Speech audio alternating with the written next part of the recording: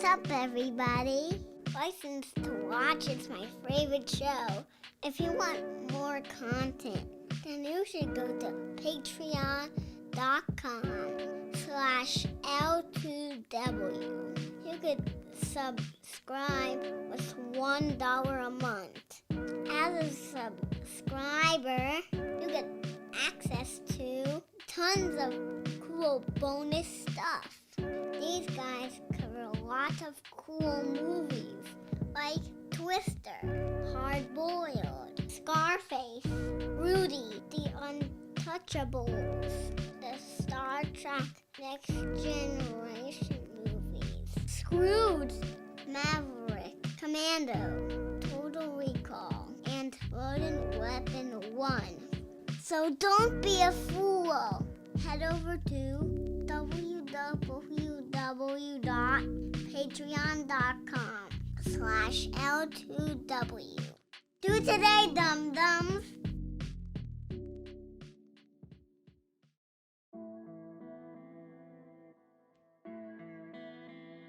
For real, C.ROCC? The magic is back. Again. Lethal Weapon was a surprise hit for Warner Brothers, but when Lethal Weapon 2 outperformed the original both critically and commercially, the studio knew they had a cash cow on their hands. Bringing back Danny Glover, Mel Gibson, producer Joel Silver, and director Richard Donner for another adventure with Murtaugh and Riggs was a no-brainer. Jeffrey Boehm, who had rewritten Shane Black's original Lethal Weapon 2 script, returned to write the sequel, and Joe Pesci, a fan favorite from the last film, reprised his role as Leo Getz. The development process did not go smoothly, however. At one point, Boehm was fired and then rehired as the producers struggled to find the right balance of comedy and action, cynicism and sincerity. In fact, Boehm was still rewriting the script when shooting commenced and throughout production. At Donner's urging, this film shifted further away from the series' dark origins, focusing less on the villains and Riggs' precarious mental health, and more on the friendship between Murtaugh and Riggs. In addition to the familiar cast of characters, model-turned-actress Renee Russo was brought on board to play Mel Gibson's love interest, an ass-kicking internal affairs detective named Lorna Cole. It proved to be a star-making role for the 38-year-old Russo.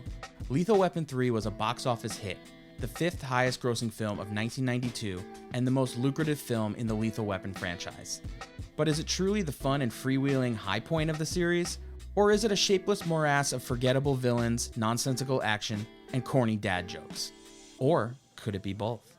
Join me, Matt McGregor, along with my two beautiful and buxom co-hosts Harris McCabe and Colin Shaw, as we interrupt both a live movie set and a televised hockey game, have another happy family moment in the bathtub, and compare our battle scars with ample sexual tension as we tear this movie a new one. We watched the third movie in the Lethal Weapon franchise, 1992's Richard Donner classic, Lethal Weapon 3. This is a show about franchises. Action movie franchises. You're listening to License to Watch. Why in the world was this movie made?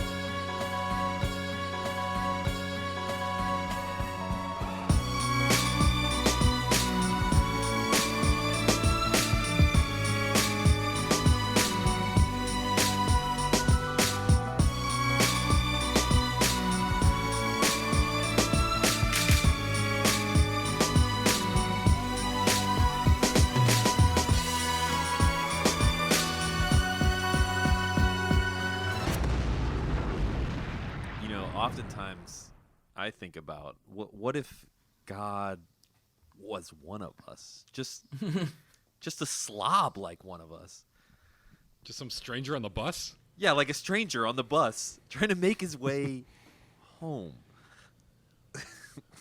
All right, boy. That's a strong start. All right, let's just start talking. Like I don't like introducing the show right away. Let's work our way into it. Do we know any more lyrics from What If God Was One of Us? I don't even know who sings that song, although I know I've heard it a million times. It's like a Sheryl Crow ripoff person, right? Ooh, that is such a good trivia question. Joan Osborne. Oh, yes. Right. We did it together. Yeah. Good job. Did you guys watch that video I sent with the Catwoman thing? I watched a little bit of it, but then I had to turn it off because it was so cringy. It was very cringy. I was enthralled. So this is Sean Young on the Joan Rivers talk show in auditioning for a role that she did not get. And I think at that point she had already been told that she was not going to be Catwoman. Yeah, it kind of seemed like they already started shooting it, like without her. With Michelle Pfeiffer, and she's appealing to a higher power. In this case, Joan Rivers. One thing I loved about it was I forgot how much I love Joan Rivers. Did anyone ever watch Fashion Police? Because I did, and I thought it was hilarious. I saw it like later when she brought her. Was her daughter always on that show? I think she was. Yeah. For a little while, I know Kelly Osbourne was on the show also. Speaking of an Osbourne, that's what made me think of this because you said Osbourne. It was pretty disturbing. I had the same reaction Matt did, which I think I've seen it before. I think I saw it earlier because, we were talking about this when we did our, we were talking about Scarface, I think. No, right? Dune. Oh, yeah, Dune, because we were talking about how crazy Sean Young is, or went. Yeah. Yeah. Yeah, because we wouldn't be talking about how good Michelle Pfeiffer is because, she's like average. Oh, bite your tongue. You lunatic, you deranged monster. But let's move on to the movie at hand. We're talking, of course, not about Lethal Weapon, not about Lethal Weapon 2, but we're back, baby. The magic is back again. Lethal Weapon 3. Joining us for this episode is our very special guest, a longtime friend and former employee, or I should say former... employee. Yeah. Actually, I think you have to pay employees, so I think it's former slave labor. I was going to say former slave, yes. He worked for food. Sometimes, when we remembered. We're talking, of course, about a friend of the pod, C.ROCC, otherwise known as Chris Morocco.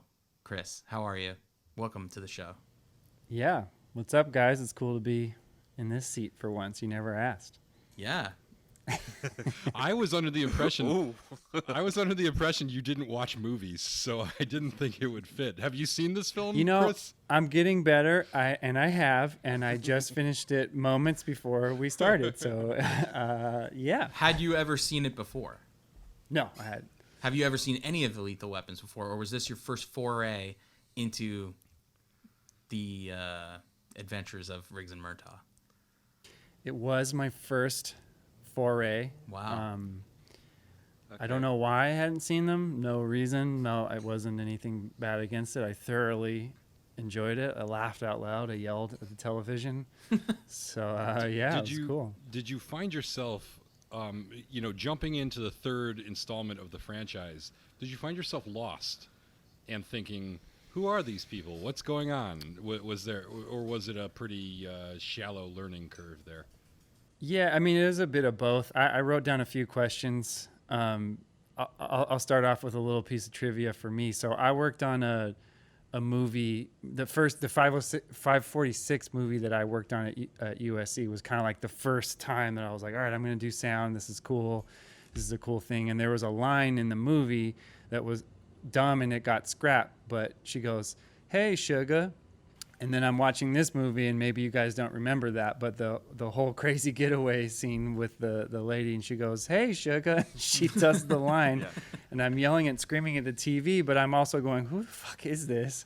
What is going on? Why is he sad about the guy that got killed? Was that his son? What is going on? Like, I have a few questions that I was like, don't know what's going on, but then I also was like, I don't know if I really need to know. I'm just excited about each little scene that happens.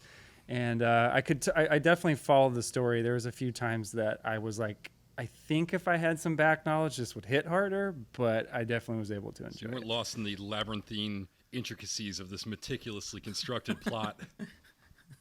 You had to get every little bit or it wouldn't make any sense. That's not even the best line that woman says, though. No, the best line is, you tell that man Dolores was here. You tell that man he's the jam in my jelly roll. Yeah. Jam in my jelly roll. I used to say that all the time in high school. Me and my friends used to be like, "Oh, you tell that man he's the jam in my jelly roll." You had the weirdest things that you and your friends said to one another in high school. The emphasis was on that too. You tell that man he's the jam in my jelly roll. What context would you ever need to use that? I don't know. I don't know that there was a context. I think it was an all-purpose thing that you could just say at any time and get a good laugh. The quiet kid is just like on the edge of the conversation, waiting for someone's name to be said. Harris, you tell that man. Did you guys see that Saturday Night Live about killing the bit? I don't think so. I'm not familiar with that one. I don't like where So this is going. I watched something and you guys didn't see it. Yeah. Oh. Is it about? And we are Saturday Night Live watchers here, so this is I did see it actually. It's like a bunch of guys sitting around and like they're all kind of riffing off each other, and then one guy like says the wrong thing or whatever. It's not about drills. No, it's not about drills. It's about bits. It's about killing a bit. That wasn't a bit. You just invented Is it it. the one with one with Kyle Mooney where they're all sitting around watching a football game? Is that the one? Yeah, that's what you it is. got it. Yeah. Yeah. Oh, yeah. you got Okay. it. We have seen it. I like that one. That's good. Okay. There. Colin, you actually just reminded me. At some point, I had the bright idea. I thought to myself, if Colin ever writes an autobiography, like let's say we get famous from this podcast at some point, and you're known. Hypothetically. I have a feeling that would have to. That's like a mass shooting or something would have to take place on this podcast for that to happen. Yeah. But I mean, I'm open to that. But yeah. Well, let's say it's for some reason the comedy stylings of Colin Shaw become well known to the public. I think a good title for his autobiography could be, pun intended, The Colin Shaw Story. I don't know. Sorry. I thought that was great. You're killing the bit, dude. I'm fine with it. I just I want to know if I get like a ghostwriter who just has to basically like follow me around while I dictate what I want in the autobiography. Because I imagine Write that something being- about jelly rolls, damn it. Yeah. The problem with pun intended as a title is that it's not in itself a pun. Oh yeah, I thought of that. That's a problem. It could be called fun intended. Yeah. There you go. Or like pun intended : and then like have the ghostwriter write something. I was telling my roommate if that all I had to do was come up with like just like 4 words of the chorus and like somebody else would just write the rest, I'd be like the greatest composer in the history of Broadway. Can you do one for us right now? Yeah, like about what? Oh yeah, pun intended, pun intended, pun intended. It's intentional, And yeah. so forth. And then okay, like fucking finish it, ghostwriter. Get Lin-Manuel Miranda on the phone. Yeah, we open in a week. I feel like if you were a producer with a good Coke connection in the 70s, that is really basically that was that job, was just like come up with one kind of dumb idea and then let That's how Hair came together. Yeah, then let a bunch of more talented people do all the hard work, and then you get credit and money at the end of it. Yeah, it's like it's just all you need is a strand and you can make hair. Killing the bit. You son of a bitch. Reminds me of so Murtaugh in the end of this movie, like really intentionally So saying many "son times, of a bitch." right? Yeah. You crazy son of a Crazy bitch. son of a bitch. son of a bitch. There's one time where he pauses in between "son of" and Yes. bitch. He's like "son Bitch, of a yeah. bitch." Bitch. And they somehow both were in line with that. And I was like, what was that? I thought maybe I missed that joke. That's but the I was best like, take. yeah. I think for me, this movie is an anomaly, especially like they kind of had like a change of tone a little bit. Like this, it's a little more like freewheeling and like family fun kind of. Like movie is fun for everyone. Yet they're dropping F-bombs like crazy, Yeah, and it's this pretty definitely violent. It's not a PG, 13 kind of type of adventure, even though it did seem more family friendly than maybe some of the other ones. This movie like makes me realize why Hollywood movies of this ilk today are always PG-13, because this to me feels like a PG-13 movie, and the only reason it's not is because of the swear words. And like if I were a movie studio like producer or whatever, I would be watching this, I would see this movie and say like, oh man, we should have dropped the F-bombs, made this PG-13, we could have made so much more money. And that line of thinking is kind of like what made action movies today what they are. Also, when we were just talking about SNL, and earlier today when I was watching this movie, this is actually really similar to an SNL movie to me, because it really is just like a skit and then, blown up into a big budget. It's Crazy Cop and Old Cop. And then they just went from there and they just kept making it bigger. You know what I mean? Like, that's much like what added female cop. Did they have female cop before? No, she's new. No, they never did. Also, so they expanded the bit. What kind of impressed me was that it doesn't really get that much bigger. This is only a $35 million budget, which, it's 1990 money, but I think that still wasn't that much money for for a big action movie that was like a major release and one of the top 10 grossing movies of the year and the biggest grossing movie of this franchise globally. It was only $35 million, which seems like a pittance. Yeah, but money was different back then. I mean, what was the highest budgeted movie of 1992? Terminator 2, probably? I wouldn't know where to look that up or how, because I don't know. Because I'm lazy. But also, Matt, the title of the film is Terminator 2 Judgment Day. Highest budgeted... 100 million, 102 million was Terminator 2. Okay, so this is like a third of that's huge compared to this. Yeah. So this is a tiny little movie that still made a ton of money, but Terminator 2 had to have made more. Yeah. Yeah, made like 200 million more, but still, percentage-wise, still a good ROI. Yeah, made more money. Yeah.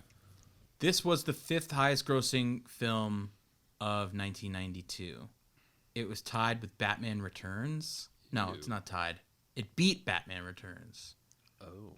This made more money than Batman. That seems like a pretty big drop off for Batman. Yeah. Wasn't the first Batman like a huge, massive hit? Yeah, the first one was also kind of an unexpected hit.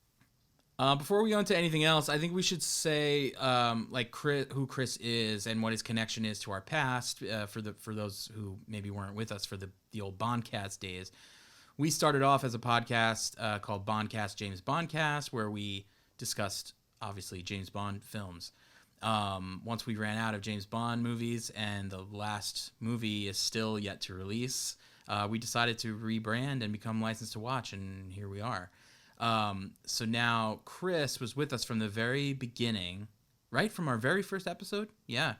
And he was our engineer, our producer, and our on-air, go-to for slapstick comedy. No, for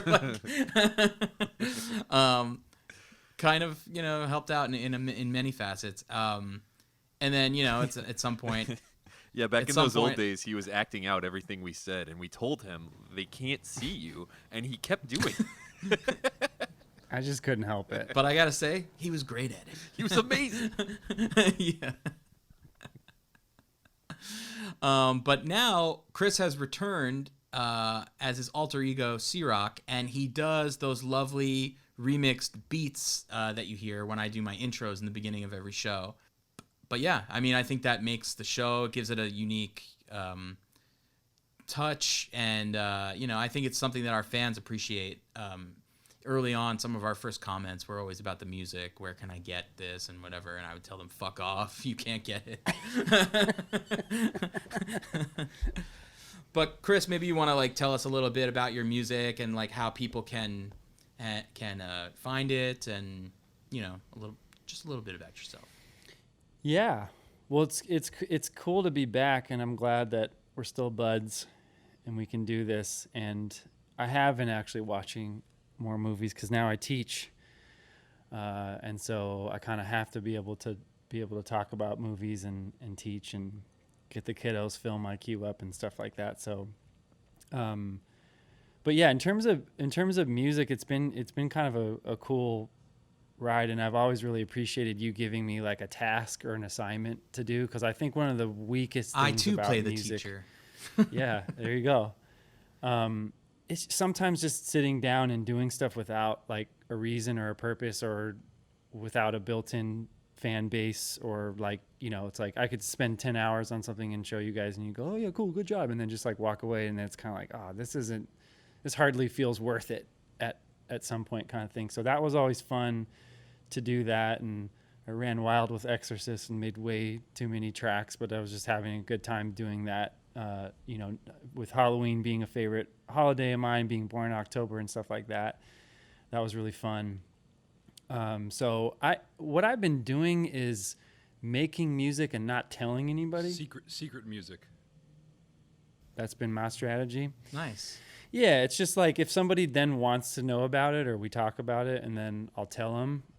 I've been pretty much primarily on Bandcamp, which is a totally wrong way to go about it if you're trying to reach a whole bunch of people, but totally a right way to go about it if you want to just be organic and have a reason for someone to go check it out. So I've just, you know, I'll make like 20, 30 things in between telling anybody. And Matt, you might be able, I'm curious from your perspective what that feels like, because I know you pop on and off the Bandcamp and suddenly 10 new things are there or whatever. I don't know what that seems like to you, but yeah, it's just been a fun thing, and just being in sound professionally and teaching it. Music is a great hobby and output to not have to be on, you know, getting notes from people or doing, you know, it's just like just doing it, having a good time with it. And then I wanted to shout out Isotope real quick, not like it's going to mean anything, but they made this plugin that's a music rebalance plugin, and you can literally say, take the vocals out of this, or take just the drums out of this, or, you know, shift it in a way. And you don't need stems, you don't need anything. You just need the track, you put it in there. And it does it that good that like It's it really so good. Really? Oh, that sounds awesome. So good. Because I always wish I had the stems to certain songs, just for like even for like, you know, just demo reels or whatever. Just for Harris's like karaoke just for my fandom. karaoke. Could. Yeah, exactly. Just for You my could. home karaoke for the cats. I just wish I had Pun the stems to intended. Intended. Intentional. Yeah, so it's been really cool to do that, because what I've been doing is like it makes remixing really fun, and I think remixing and engineering kind of go hand in hand. I can't read or write music, so I'm just using my ear. And I can't read or write. We're just gonna cut the music out of that when we edit this. Can't read or Right. write. So I have to make music because I can't use words. So yeah, so I've been doing that, doing remixes of stuff, and just really experimenting with, like, you know, my Pro Tools and sound knowledge, and just transferring that over to, like, you know, intense routing and really nerdy stuff that we don't need to go into. So it's been the best experience I've had with music, is just doing it and not expecting anybody else to need it or enjoy it. And I just love it when you ask me, because then it's like, oh, I have a reason, and it's going to have a home, and I'll go blow up Reddit and see what other nerds might be interested in it, and have fun with it from there. So yeah, I don't know how much more you want me to dive in. I mean, but I that's think kind that's of just a pretty good segue into the beginning of this movie, where we get a really mediocre Eric Clapton and Sting collaboration over a flame motif. Oh at the yeah. beginning of this movie. What is that song called? Did anybody catch that? I saw it It's in like the bottom something left corner, but Missing it the sucked. train, or waiting for a train, or Yeah. something about a train. Oh, Runaway Train. Runaway something like Train. that.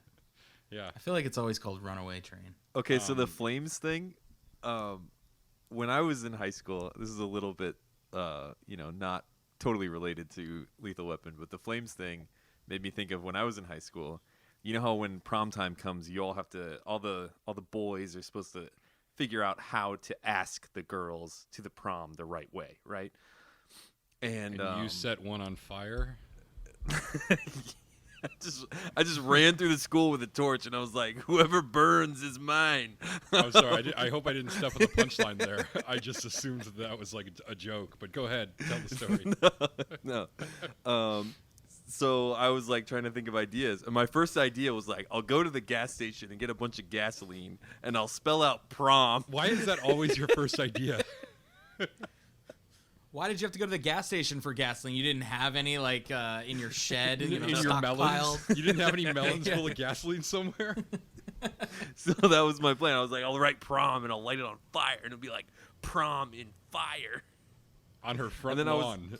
and then I was told, you know, like, that's a bad idea. I'm gonna terrible put a idea, yeah. sign up on her front lawn, and it's gonna be like I'm gonna get a big stick, and I'm gonna put another stick across. I'm gonna write prom on that stick, and then light the whole thing on fire. That's so bad. So anyways, I was told like that's a bad idea, and like I had a friend, this girl I'm Tara. glad you ran she's like, this by somebody. yeah, she's like, she gave me a good idea. It's like, well, you could do like, you just make like a bunch of posters and like make all the posters go down all the hallways, and she'll walk blah blah blah. So I did that. But anyways, my weird friend was like, I think I want to do the gasoline thing. And this one night, I had like a few friends, and we were all playing like Halo, like local area network to two Xboxes to each other. And they're like, yeah, I don't know. I'm thinking about this gasoline idea. We're going to go do like a trial run. We're going to go like get some lighter fluid and like set it on fire or whatever. And my house is really close to the school. So they went like behind one of the buildings at the school. And they're like, yeah, it didn't really work. And some security guard chased us off, right? So the next day I go to football practice, and we have like a normal football practice. And after football practice, the coach is like, all right, everybody come in, take a knee, everybody. Like, all right, man, I got something really serious I got to talk to you about. Last night, someone tried to burn down the natatorium. We want to know if anyone has any information about this. Please come forward. Like, it was a terrorist attack. It was the most terrifying prom invite ever. Was this post 9/11? Yeah, this was like this 2002 or 2003. Yeah, 2003. Was this Carrie? Yeah, exactly. So the Carrie prom theme. Yeah, this was basically like 2 years after 9/11, and the coach was like having a real lecture and talk with us about how he thought a terrorist was trying to burn down the natatorium. Oh shit! Which Why was it a natatorium? Yeah, that makes is it that so a- much funnier. It's the pool. It's the building you put a pool inside of. Oh, I didn't know that. But we had like the Olympic pool, the sporty one, and yeah, and like Yeah. the building you. Okay, fancy. Yeah, we had a Yeah, I separate never building. heard of that. You never heard of a natatorium? Nope. I mean, USC has that, but Yeah. I didn't know what that was. Yeah, why are you until- so surprised that I haven't heard of a natatorium? I think it would be more. Not in high I'm a school, little yeah. more appalled that you have heard of a natatorium. I would didn't just even call it have a a pool pool. or an We indoor didn't even pool. have that. Yeah. I call it the shed that the pool is in, but our pool was just The like shed. yeah, I called under the bleachers a pool. I mean, Yeah. everyone did that. it's like the kiddie pool that you fill with water, and you have. Wait, duct did tape- all of your you have schools duct have tape over the pools? leaves. Mine No, did I not have a didn't. pool. No, I didn't have a pool. No, but we had a rumor that there was a pool in the school, but it was like. Yeah, for we had that insurance too. For insurance reasons, it had to be all walled up. It's on the roof. Yeah. There's some movie where they used to build it to where the gymnasium, the basketball court, would open up and the pool was underneath. Have you ever seen that movie? Right. Yeah, that movie's called Yeah. It's a Wonderful Life. It's a I think. Wonderful Life. No, not that one. Like Christmas classic. No, I that think is it's like, in that movie. I think it's like that Melissa Joan Hart movie with Adrian, the Entourage guy. Adrian I think Grenier. it's in Adrian Grenier. I think it's in that. I don't know what this Clarissa wonderful explains life. it all. Yeah. I don't think it is. I think it's in a wonderful. It's a Wonderful Life. Stop No, trying to I'm cover right. it by making it about a Melissa Joan Hart movie. You're talking about It's a Wonderful Life. All right. I think I got a protest walking by. Can you guys hear that? I can. I hear horns. Oh wow. Are they for or against us? Yeah, they're there's- protesting Colin's puns. I think they're saying no natatoriums in schools. I think.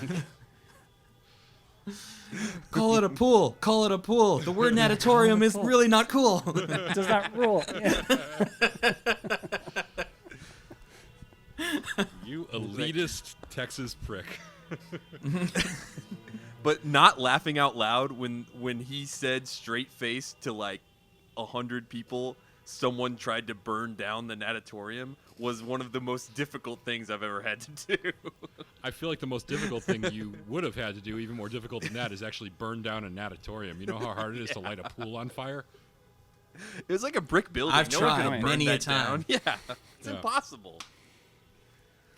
The bleachers at my high school were vandalized and burnt. They were like destroyed. Cool Just Sorry, prank. buddy. Were you under them? No, I was not near them. That's good. But they rebuilt them, and they're beautiful now. And then they actually shot a movie there recently, and it's a movie that came out this year. It's called Bad Education with Hugh Jackman. Have you guys Oh seen yeah, I that? saw that. Yeah, and they have like scenes on the bleachers and stuff. It's kind of cool. Oh yeah, But they they had shot a couple it- of scenes in those bleachers. But that whole high school where that movie takes place was my high school. I think you mentioned that before. Yeah.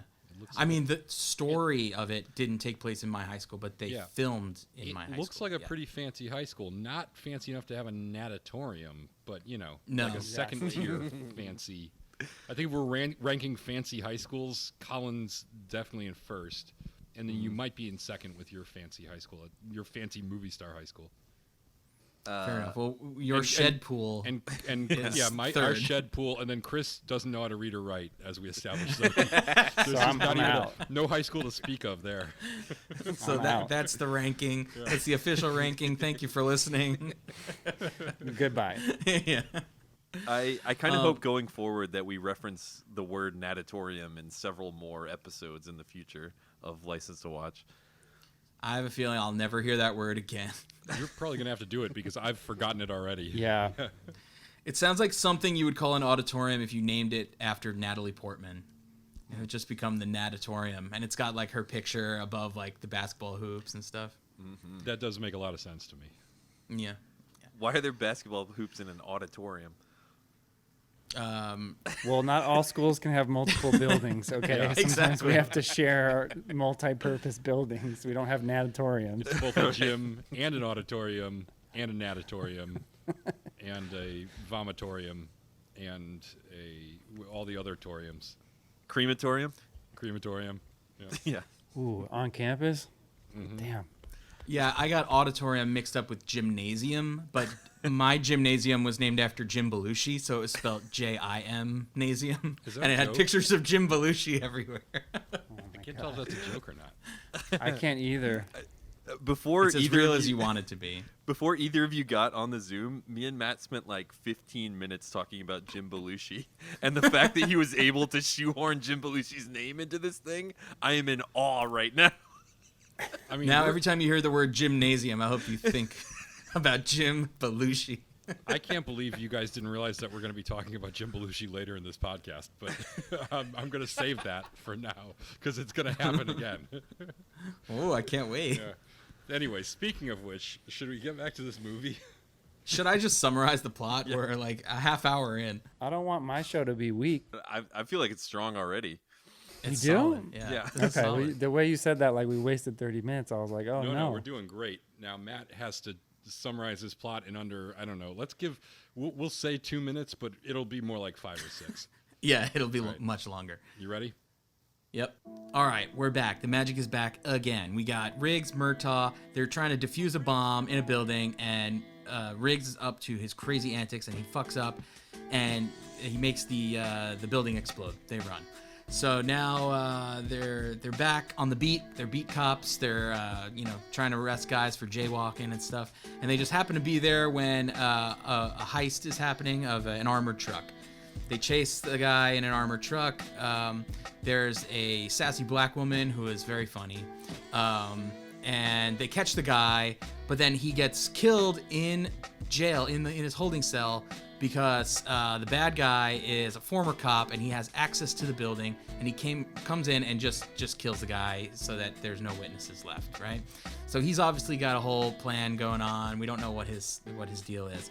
Then steps in Renee Russo. Her name's Lorna Cole. She's internal affairs, and she's investigating the same thing that Riggs and Murtaugh are investigating, but they don't know what they're investigating.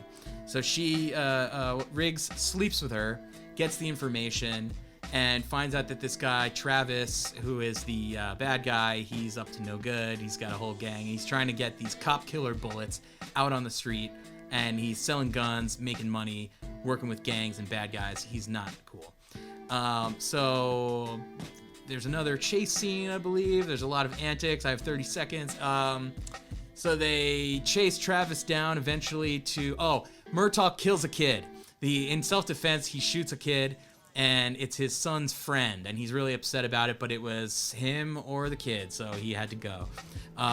There's a big train sequence where they chase the bad guys in a subway. They figure out that he owns like a housing project out in the desert. They go out there, they torch the place, they kill the bad guy with the cop killer bullets, and everyone's happy in the end. Nicely done. Yeah. Yeah. Very good. Did you talk about how Rene Russo and Mel Gibson like bang and fall in love and He stuff? sure did. He mentioned that. Okay. He mentioned He that did. they slept together. And I really want to talk about that scene at some point. I think. Oh, we, yeah. I think The we Scars definitely one? will. Let's go right to it because that's the highlight of the movie. I think that's the the best most iconic scene in this movie. Yeah, Yeah, it's certainly the Scars, one that I right? remember the best. the scars. Yeah. Yeah. Okay. Chris, what's your takeaway of this scene? I mean, I was, well, a couple of things. It was like such a stage, so I was just laughing at that, like just immediately, but happy about it because it's like, great, that's how you're supposed to shoot a movie and stuff. I was definitely laughing at the big ass CRT thing that I still don't understand, and maybe I don't get it. She was like, it's a weapon, and you use it, and it works really good. And she's like playing like Final Fantasy 3 on it or something, and I'm like, Three what? Stooges. Three the Stooges game. edition.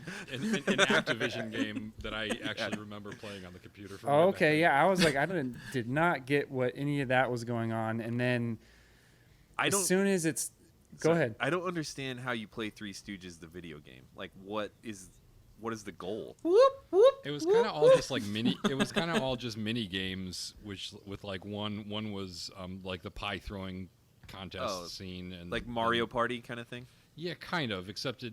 I mean, this is a very primitive computer video game, but yeah, Got it. The boss was like the big boss at the end was Shemp. Yeah. trying to get into the gang. I think the sub boss was Jim Belushi too, right before he got there. Yeah. Fuck you, Three Stooges. No, it's like you kind of knew what was going to happen. Oh, and if I can back up even further, the biggest thing for me with this movie was the absurdity of the lack of transitions of shit. Like they would be like totally a problem somewhere, and then suddenly he's like, my head's bleeding, and you're like, what the hell just happened? How did we get from this fight, and why did she invite him to the house? Go to the hospital, you goon. Like, what is happening?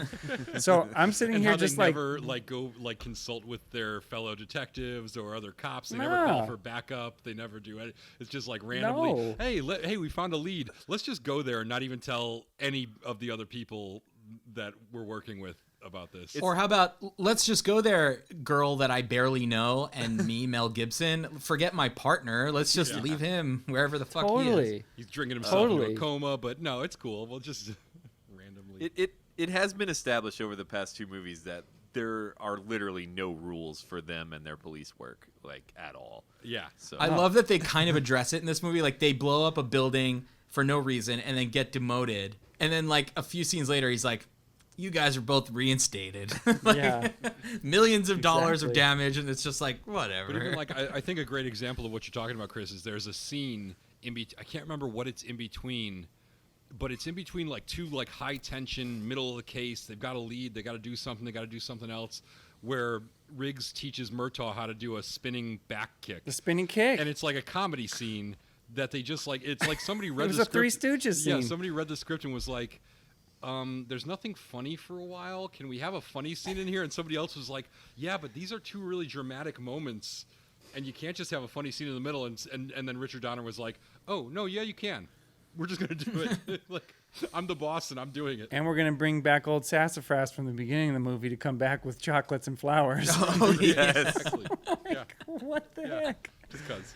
So, yeah, it was just that movie. That scene stood out to me. And then in contrast, the scene where they were on the boat, when he does finally kind of, after he gets his, and then goes, oh, yeah, I got to go back and get my partner. And then they're like crying and hugging and fighting. I'm like, those two scenes hardly belong in the same movie. Like that, I thought it was actually a good, dramatic, like, we're buddies, we're cops, like, we're going to pull through this. I know you went through some shit. And then they have to end it with, like, I have some problems too. I slept with somebody I shouldn't have. And it's like, like you just couldn't go 10 seconds without just letting the movie be like a good drama. Yeah, no, movie, that was but- the one that I had that. That was one of my notes too. I was like, ooh, getting kind of dusty in here when he's saying, "I don't care, yes you do," and they're having this dramatic moment. Yeah. And that scene's good. It's Yeah. a pretty well written emotional scene in a not particularly well written, not particularly emotional movie. It's just like out of nowhere. Exactly. You know what really bothered me about that scene? Y'all are going to think this is stupid. But in the beginning, he's clearly drinking Jack Daniels. And when they're in the water and the boat cops come up, he makes a Talks little about joke Scotch. about them drinking scotch, and that's not Yep. what they were drinking, and it just Get really mad. upset me. It's wrong. It upset me so bad. They received millions of fan letters about that too. Actually, Yeah, a That lot of moment. complaints. A lot of complaints. We're on a case of scotch. Ha ha ha. Yeah. there was No, a lot no, of you're jokes not, like you that. liar. Yeah. As There long was as a the- joke like that could be undercut by a smooth saxophone riff, Oh, it works totally. for me. Wait, I wrote a couple down too. The cat. This was almost a catastrophe. Was a good one. And he's looking at the bomb and he goes, "This has got more plastic than Cher." Just like a Oh. cut for no reason. It was like, why would you even do that? I feel like there's a lot of lines that like, well, I think when I was like a kid and I watched this movie, or when I was a younger person and I watched this movie, I thought everything that Back in my 40s. Well, I don't think I could say. I think I was in high school in this. No, not in high school. Probably middle school. But anyways, I feel like there was a lot of things that seemed very clever then. And like Riggs is so irreverent and sassy, and he always has these quips. And now when I'm watching it, I'm like, these aren't even dad jokes. Most of these aren't even jokes. It's like when he tells him to get a haircut, and he's like, "Of course I won't." It's like, well, like what are you, a 6-year-old? What are you, 5? This is- Yeah, this is exactly. even- This is even funny, and I think it's like he's like sort of. Oh yeah, she sits him down at her place to like look at his scratch on his neck, and he's like, "Oh, just a little off the top, please." Yeah. And I thought I he just was want to gonna slap him. I thought she was gonna do a sexy hair cutting scene for a minute. B, he put his freaking hair in a ponytail, and I thought he cut his hair on one scene when they became the beat cops, and then the hat comes off. He's got the hat hair, and the ponytail comes out. I was just like, he had some funny stuff. The third one that just to do rules of threes was, yeah, it's down in the subway, and they're like, LA has a subway, and I was like, okay, we get it. You know, it's Yeah. just like it was full of things like that, but I wrote down a few of them. Yeah, very very cheesy stuff. So I'm at this hockey game scene, and I was really impressed by how close they got to showing an LA Kings versus Toronto Maple Leafs game when they were really showing an LA Monarchs versus Toronto Spades that are white. Yeah. Yeah. Yeah. Well, I think a lot of the wide shots were actually shot at a real game. But then, Yeah. when they get down to the ice, these are obviously not hockey players. They look like can you find some big tubby extras that can like waddle They're around on stuntmen. They're all skates? stuntmen. Yeah, exactly. I was surprised how easily the bad guy got away in this scene. Like, have you ever been to a Yeah. sporting arena? You can't get 5 feet without like some sort of security. You like, sure as hell everywhere. can't walk out on the ice. The second Riggs got on Yeah. that ice, he would have been tackled by like 8 security guys. Also, it's televised, and we see everybody's faces, and then he doesn't get in trouble, and nothing happens, and there's a convenient exit and all that stuff. He It's shoots just a man on the ice in on the front ice. of everyone. He Nothing walks into a happens. police station and shoots a guy and walks out. Yeah. I was like, "What is this? That cannot happen." There's a lot of suspension of disbelief in this movie required. It's all ridiculous. Also, does anybody actually know what the fuck this guy's genius master plan is? I have no I watched this No. twice and I still Just to don't be a know dirtbag. what he's doing. Yeah, he's doing just bad illegal shit, He's That's somehow it.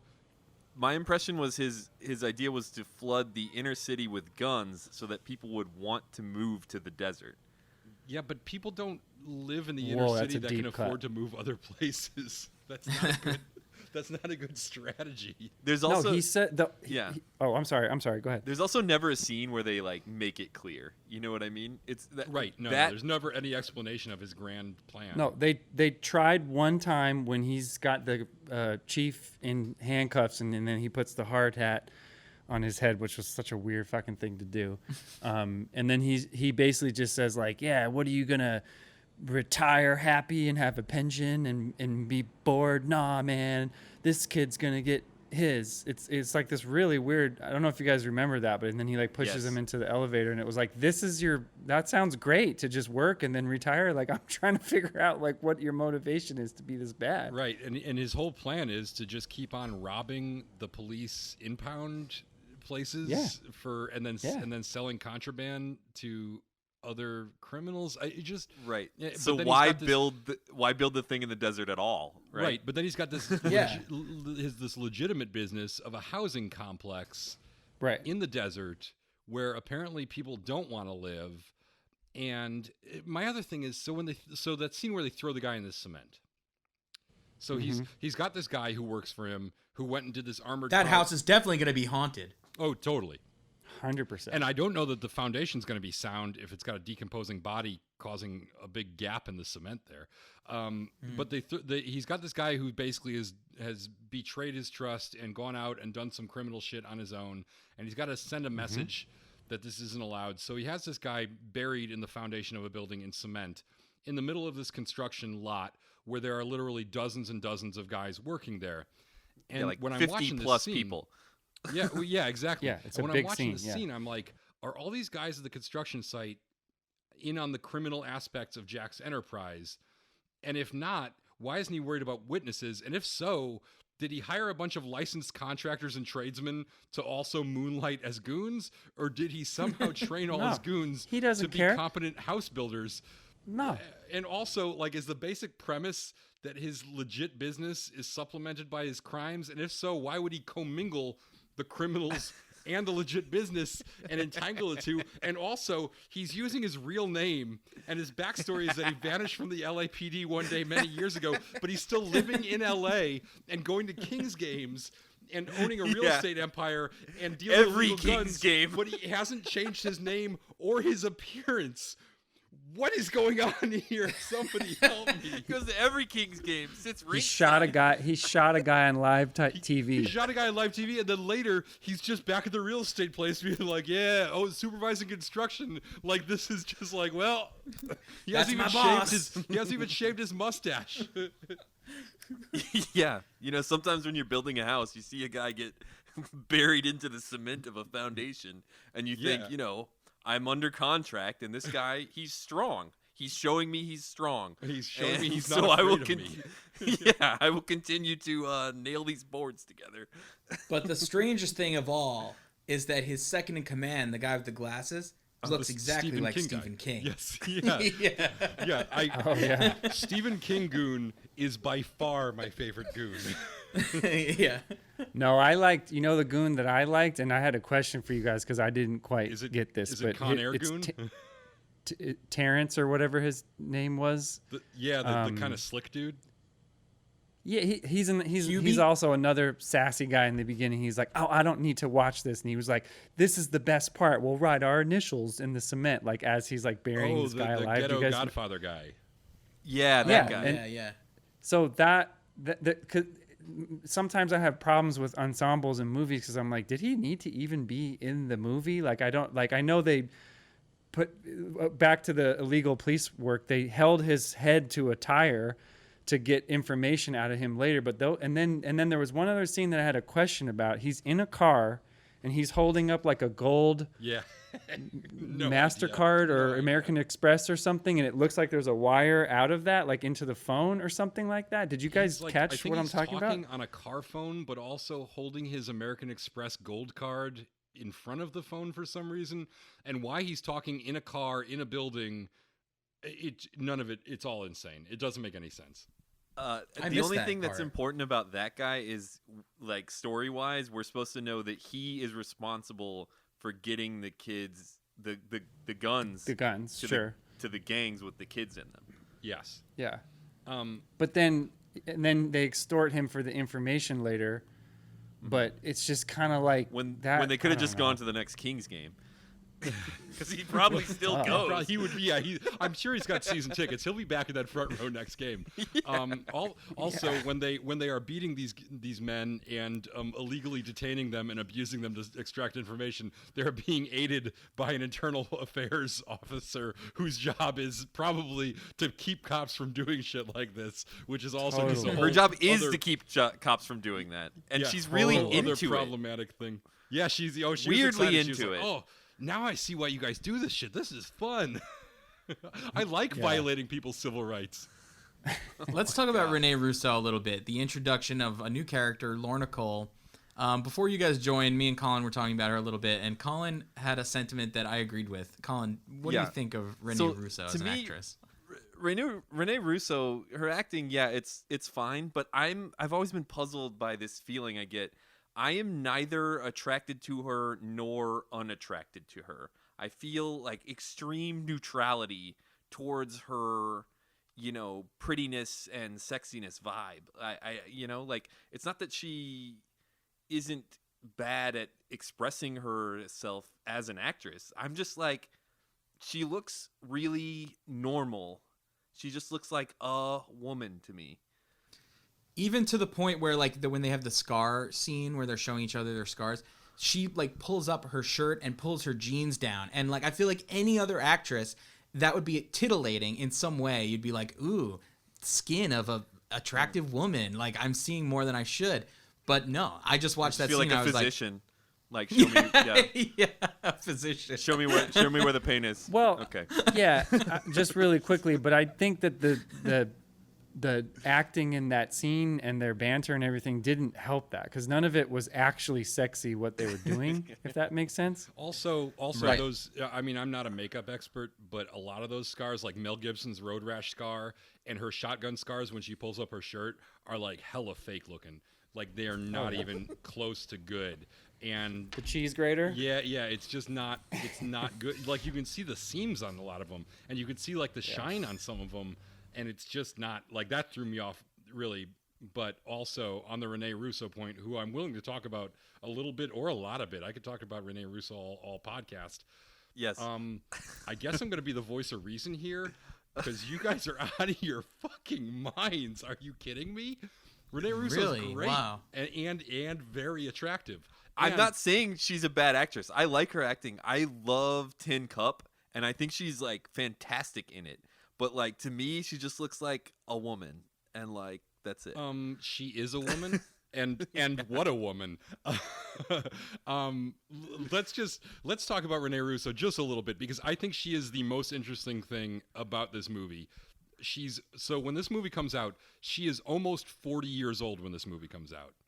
Do you believe that? This is the beginning of her career. This is her breakout role, and she is like 37 or 38 when this comes out.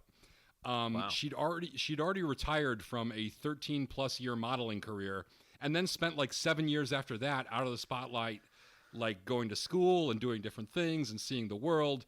And then she started acting, and her run in the 90s is amazing. She starts off as in Major League, is like her first big role, playing Tom Berenger's love interest in 1989. Yep. Then she's in Mr. Destiny, playing Jim Belushi's love interest. Oh, wow. Jim Belushi is back. Yeah.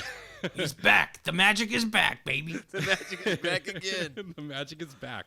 And then she's in One Good Cop, a sort of forgettable Michael Keaton movie, playing his love interest. And then in 1992, she is in both Lethal Weapon 3, which is her breakout role, and also in Free Jack, an incomprehensibly bad Emilio Estevez movie, sci-fi movie that we absolutely should watch at some point, starring Emilio Estevez, Mick Jagger, and Rene Russo. Mick Jagger, eh?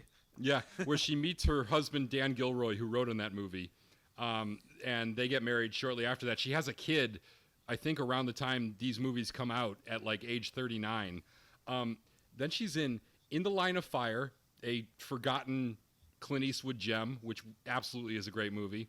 She's in Major League 2, very minor role. She's in Outbreak with Dustin Hoffman and Cuba Gooding Jr., where she's got a huge role. Then she's Get Shorty. Then she's in Get Shorty that same year. Huge movie that she's in.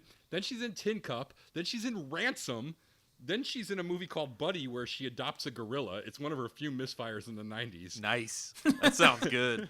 Sounds good to me. And then she's in Lethal Weapon 4, reprising this role. And then she closes out the 90s with probably her best role of the 90s in The Thomas Crown Affair, which, have you guys all seen The Thomas Crown Affair? Yeah. It's got the bras. She's topless for like almost that entire movie in her late 40s and looks stunning and is great. Fully topless? Yes. Or her bra? No. It's not. She has no top on for like half that movie, and starring opposite Pierce Brosnan in an excellent film, and she is great in it. Even if she had a top on, she'd be pretty good. And I feel like you can't have an informed opinion about Rene Russo unless you've seen the Thomas Crown Affair. You're not fully understanding. It's like, it's definitely not that she's unattractive. It's well, thank God for that. It's like another. I'm looking at her face right now. She's got lips, eyes, hair. skin. Normal I mean, people- all the normal pieces people are parts, there. yeah. Right, Yeah. And it's none of it is like bad. None of it is like, Right. oh, I don't like this. But none of it is also like, oh, I like this especially. You know what I mean? I'm just like that. Yeah. I feel she's like doing Something her about- that's strange, Colin, especially because you like every woman in every movie, especially. So it's really weird that that one of the most attractive women that we've seen in any movie, you're like, no, normally a woman in a movie is a thing that I'm into, but this one kind of throws me for some reason. It's weird. But Chris, I'm I think I not know what not you're getting into at. it. Wasn't there somebody that we kept on going, Colin? What? Yeah, Moneypenny. Yeah. Moneypenny? Yeah. Okay. Yeah. Yeah, and normally likes old ladies too. You take And her Moneypenny over her career Russo? started in her 40s. Also, then she kind of disappeared for all of the aughts, except for like the Thor movies. She was in hardly anything, and then made this amazing comeback recently with like Nightcrawler, which was incredible, which her husband actually wrote and directed, and she is like shockingly old for how good she looks now at this point in her life. Yeah. Again, she doesn't look bad. It's just, I don't know. I was like waiting for the scene where like she was gonna reveal herself to be sexy, you know, but like, and It's she almost- does have sex with him, but that was not the It scene. was does a scar have scene, and sex. it wasn't a sexy scene. I mean, even though it was kind Well, of. that's what I was getting at. Yeah. Yeah. I didn't make a comment on her yet or not. I was just saying that scene was not helping because the scene was not like naturally sexy by any means. It was weird. Because they're trying to match a woman with Riggs, who we've established is a psychopath and A kind of a goof bully. nut, yeah. Yeah. It's like, who would this asshole pair well with? Well, I guess we got to have some Someone who can handle him. Yeah. some really violent woman who's bad at her job of policing the police. You know, Basically, it's yeah. almost like, I don't know. I feel like you guys are gonna take this the wrong way, but it's almost like, you know, like someone you're related to, where it's like, I guess they're, you know, people think they're good looking or whatever, but it's just someone I know, you know. I don't really have a horse in the race. I think she did a good job. She's Italian. I support her. I think that I means think you agree with fine. me. Yeah, you don't sound too hot and horny over Renee Yeah, but I've Russo also over- never, I'm not marrying a white woman. I've never dated a white woman. It's not, I can look at white women and go, yeah, she's pretty. I can definitely look at her and say she's pretty, but I would never be like, oh yeah, I'm gonna get like a Renee Russo poster in my room or something like that. I mean, So- I also would not have a Renee Russo poster in my room. I'm just shocked that Colin, who basically has a boner for every woman in every movie we've done, I agree with you on is that. somehow Yeah. going cold over arguably one of the like- sexiest women that we've actually had on the in a movie. But that's hey, I don't know. I'm not gonna judge taste. I don't think this is something this we is- can argue. I would this is just what say we that talked it seems about. a little inconsistent for Colin. This is what we talked about in the podcast. Going forward, we need more tales of the unexplained. And that is exactly what this is. Harris has left the show. Yeah, I think he had, Show's over. he had to poop really bad. He's had it up to here with Colin's antics. I had to get a beer. This is so upsetting to me. Wait, so really- let me I like her in let me do general. this real quick. Okay, so Harris, is she like on a top list of yours, or do you have a top list of people, or should we go through and just do a quick celebrity check of who we think is cute or something to I see if don't this have a matches top up? list. Because It's not just about like attractiveness. I think it's also about like a talent and a general like career respect. I A feel charm. Yes, Yeah, I have that. There's a lot I of have that. intangible. Well, there's a lot of intangibles, and I think like there's a sexiness that is part and parcel with that. That I just think it's amazing that that Renee Russo doesn't meet the Colin standard of this, just because the Colin standard is generally pretty low. I but- mean, but that's okay. standard's so low. That's okay. No, it's I all mean, that like, natatorium. if I got to work on a movie with her in some way or something, I'd be like blown away. I'd be like, If freaking she was in 5 seconds of a Star Trek movie, she would probably be in his top 10 all-time list. But for some Well, reason, you don't really know how someone some looks till they Spock put on the ears on her. uniform. yeah, put some Spock ears on her. Yeah, you get her in that A little Vulcan Federation grip? garb, and Oh, maybe. I think it has a lot to do with the way she's dressed in this movie. It's very momish. It's dripping with 90s mom energy. Yeah. It's very Yeah, 90s. The vest does not help. The high-waisted This jeans. movie Although for that's me is how the people dress pinnacle. now. Yeah. This movie is the pinnacle of 90s filmmaking. Oh yeah, I'm opposed to the high-waisted jeans then and now. These are not. I don't care these are where the not good waist on the jeans people. is. I care what's underneath. You know what I'm saying? Wow. That was bad. I'm sorry. Harris, why'd you say that? Let's not waste any more time, okay? What's underneath these jeans is the belly button on these ones. So. There were so many references to Mel Gibson getting his hair cut in this movie that I really wanted her to cut his hair. That's why I thought it was going to be a sexy hair cutting scene. I might have been into Rene Russo if it was a sexy hair Some cutting like scene. Eric Clapton song comes on. See, my man. Yep.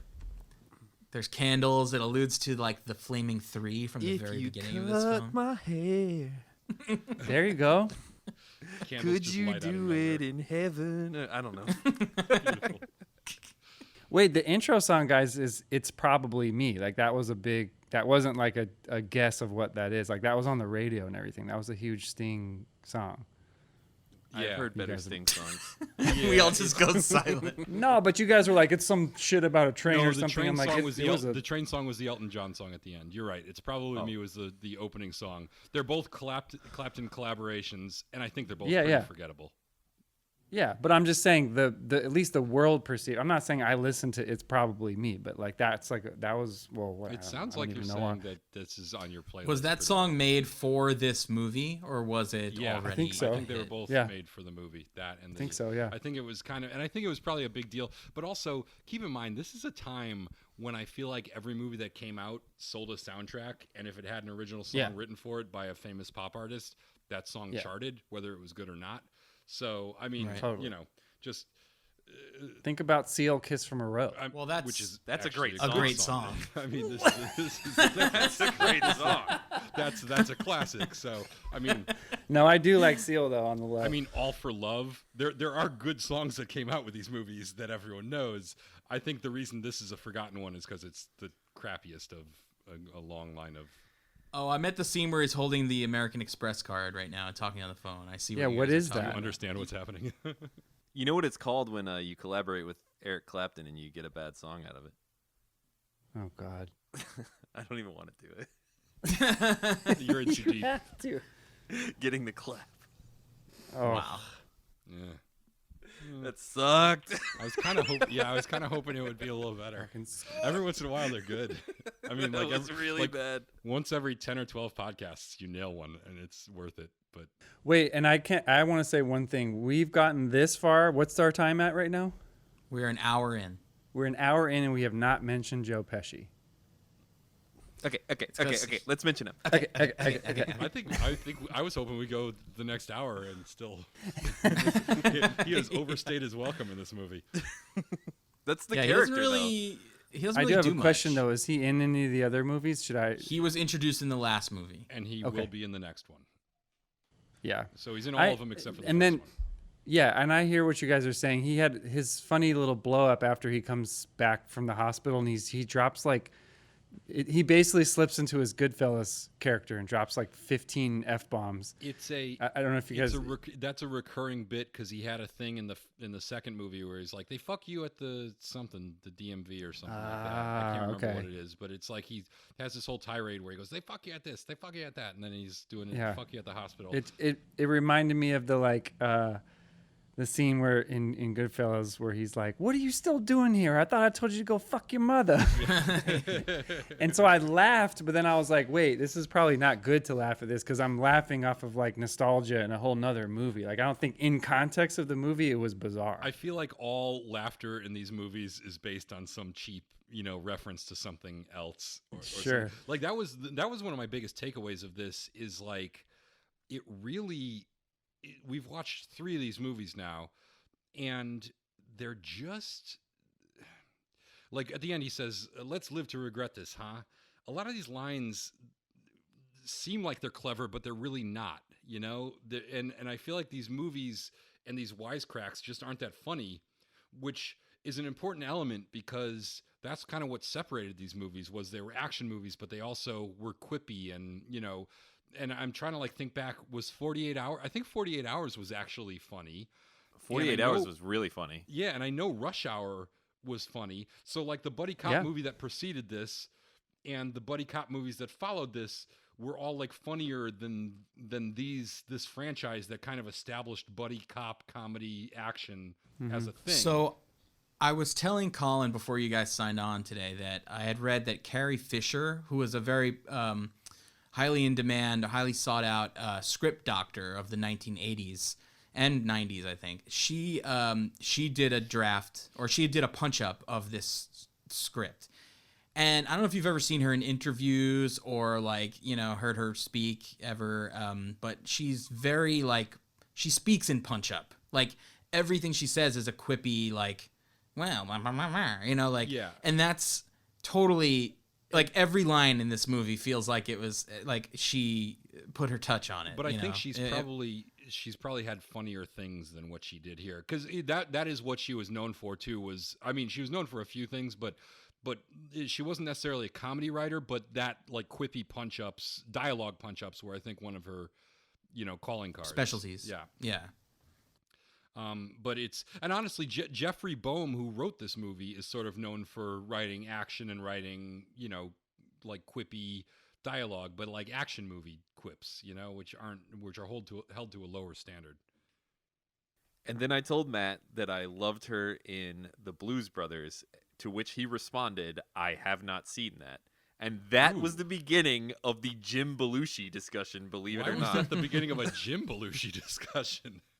Because I figured if he doesn't really like John Belushi, that means he must be a Jim Belushi over John Belushi. No, you're forgetting. We said we went into this whole bit about how he asked me why I've never seen that movie, and I said I was a huge SNL fan. Yeah. I love the younger brother of famous people. I was a big SNL fan when I was a kid, and like had seen most of the SNL like movies that had come out at that time. But for whatever reason, I had never gotten around to Blues Brothers, and I think a big part of it for me is because of the time period that it was from. I loved, as much as I loved SNL, I did not love the early episodes of SNL, like the classic, era that your parents might love. Mm-hmm.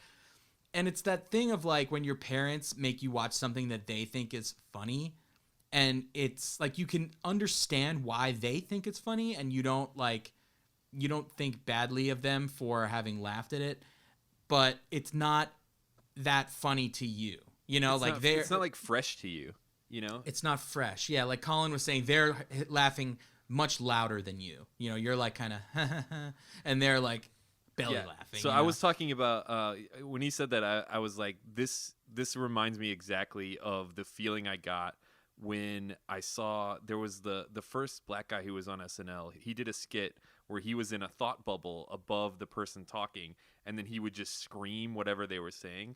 And I remember laughing at it, and this is hilarious, right? It's pretty funny. But then my parents just laughing so much harder. And Who was the first? Is that Garrett Morris?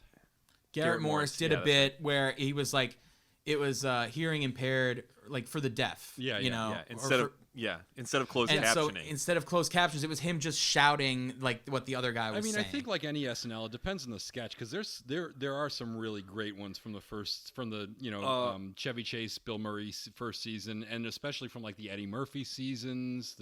There was a really good one that was like, it was kids' toys at Christmas. Yes. It was really garbage, and it was like, give the kid a bag of broken glass. Yeah. That one was Halloween good. Costumes. I think was it Martin Short who does the executive? No, that was a Dan Aykroyd one that I was talking about. Oh yeah. The Dan Martin Aykroyd Short one. came later. This is just a bag of rags covered in gasoline. Yeah, Human Torch. Yeah, flame on. All you need is a lighter.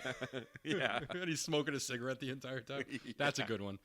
It's like that same thing of like, I was telling Colin, like watching Animal House. I was shown Animal House when I was a kid, and like, yeah, I see why like people might think that was funny at the time, but like for me right now, it's not working in the same way. Like I get it, and that got me to the bit where I said that as a huge Chris Farley fan, it's weird that I think John Belushi is not all he's cracked up to be. John Belushi is like, worshipped by people as this comedy god. And like, for me, I see why people could think his faces are funny, or like, it's kind of like a lot of over the top yelling and mugging at the camera and stuff like that. Yeah, but it just doesn't do it for me. I think there was that also. I think it's important to realize that a lot of this stuff hadn't been done on TV before. A lot of this stuff was of course. Like I said, I'm not knocking that it was funny at a time. So it wasn't that it was necessarily funnier then. It was just that people were kind of amazed that this was something that was getting put on television. Because like if you watch Laugh-In, that was another one that pushed boundaries in its time before that.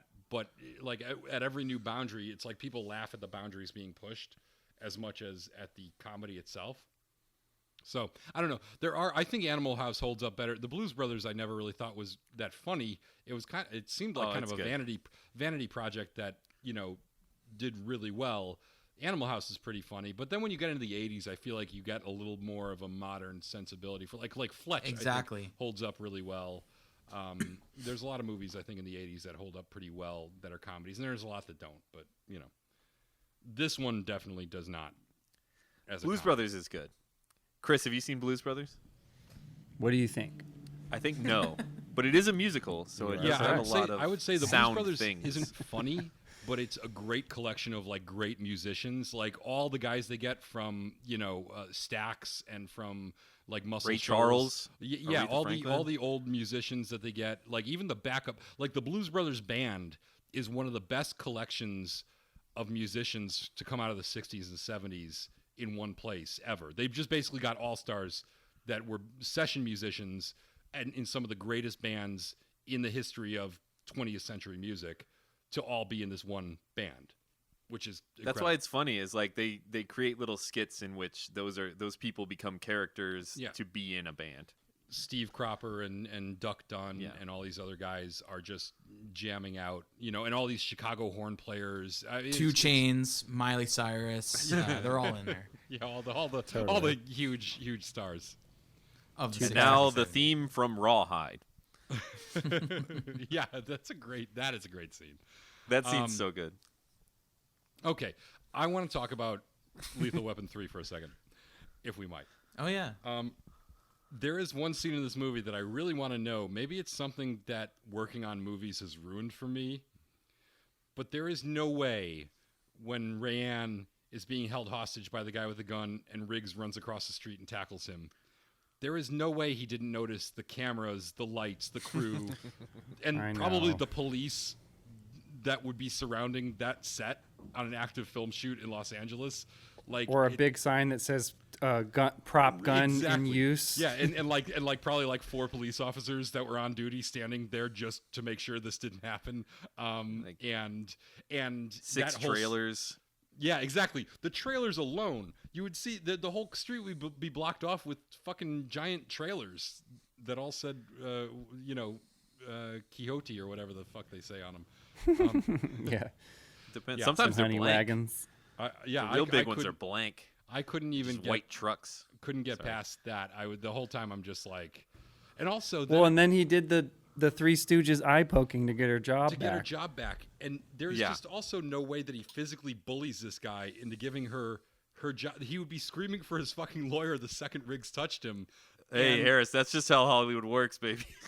Yeah, he's like, you might as well have noogied him into giving her a job back. And it's like, I feel like there would have been a more interesting way for him to like come up with a clever threat or incentive. He could be like, hey, do you want to get a parking ticket everywhere you park again? Because I will just follow you around and ticket your car for the rest. Like, the guy lives in LA. He wants to shoot here. You got to get all these permits. He could be like, I'll fuck you up and jam you up everywhere you go.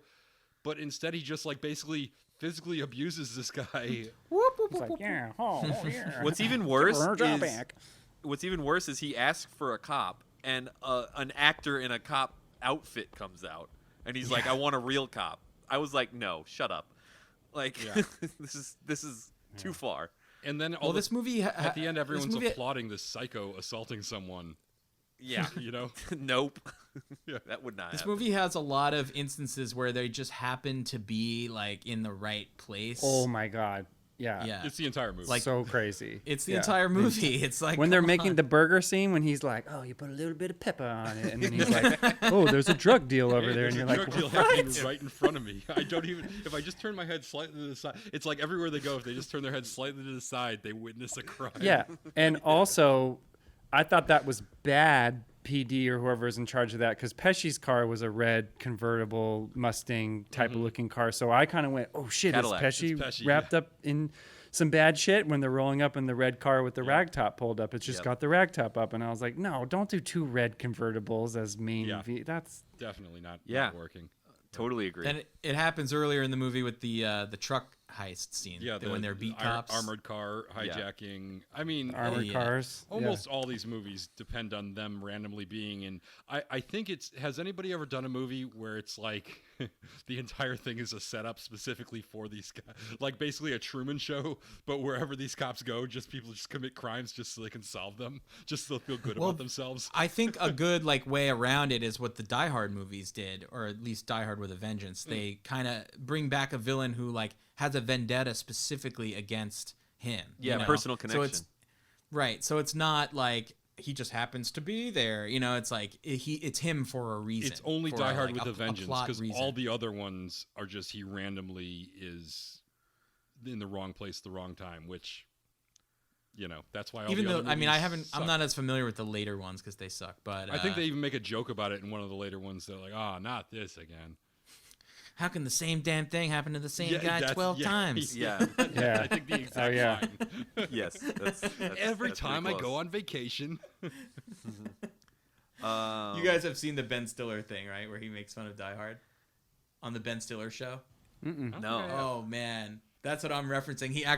He does like a Bruce Willis impression, and it's like a Die Hard spoof sketch. Oh. And he's in the duct, like holding a lighter, like how Bruce Willis is in the duct. And he's like, how can the same damn thing happen to the same guy 12 times? I want to go back to what Harris was talking about. So you're talking about like this hypothetical movie where it's some kind of combination between like a movie like The Game with Michael Douglas and a buddy cop movie, where it's Yes. like okay, all right. Where That's every an day these interesting guys idea. walk out on the beat, randomly some hijinks ensue, and some criminal commits a crime right in front of them where they would have to be dumb to miss it. And eventually, do these cops just start like not looking at the like being like, I'm kind of tired and hungover today. Maybe I didn't see that armor car getting robbed. Maybe we just shouldn't call this. Well, one Harris, are they ever even really crimes if no one catches you? spoken like a true criminal. you closet Gotta be arsonist. careful. Yeah. Oh yeah. Gasoline Natatorium. villain freak. He tried to burn down the natatorium. Natatorium. That's what we're gonna get. The takeaway from this is that you tried to burn down a natatorium, I and did. now we all know what. innocent. Just to I'm impress his innocent. prom date. I like how he used the oldest trick in the book. Like, well, my friend. My friend. I got a real question about my Yeah. friend. Hey, do you think it's bad if, like, my friend wanted to burn down the natatorium to impress his prom date? So hypothetically, if like a friend of mine were to burn down the natatorium. Yeah, like what would happen? And it was, like, so crazy when the football coach was like, hey, somebody tried to burn the natatorium, and I was like, oh, that might have been a friend of mine. It was probably a friend of mine. Yeah, but I knew Just that like guy. this gun. It's not mine. It's my friend's. He just asked me to hold it for him. Yeah. Oh my god, I'm crying. I'm laughing so hard. Oh man. So speaking of fire too, did you want to talk about any of the pyro stuff? We don't have to, but I did get some information about Yes, Chris, talk about your pyro background, your connection to pyrotechnics, and let's get deep. So we're moving towards the final scene anyway, and that's where all the fire happens. That's what a lot of it where it happens exactly. Yeah. So we I think we discovered this because I was working with you and you were trying to light some shit on fire on set, and I was like, wait a minute, usual. hold on. I think it was your friend actually. It wasn't you. I think it Yeah, was like one yeah, of your friends trying to light something on fire. And I was like, my dad was like a pretty renowned like pyrotechnician in Northern California, and I could like help you with this, and we could talk this out instead of just telling your friend to burn something. Like we could all get together and figure it out. So I just wanted to read some of this stuff that my dad said because it was interesting. Because he's also told me stuff like, when they shoot like propane tanks and they blow up, and stuff like that. That's Like not real, it's like right?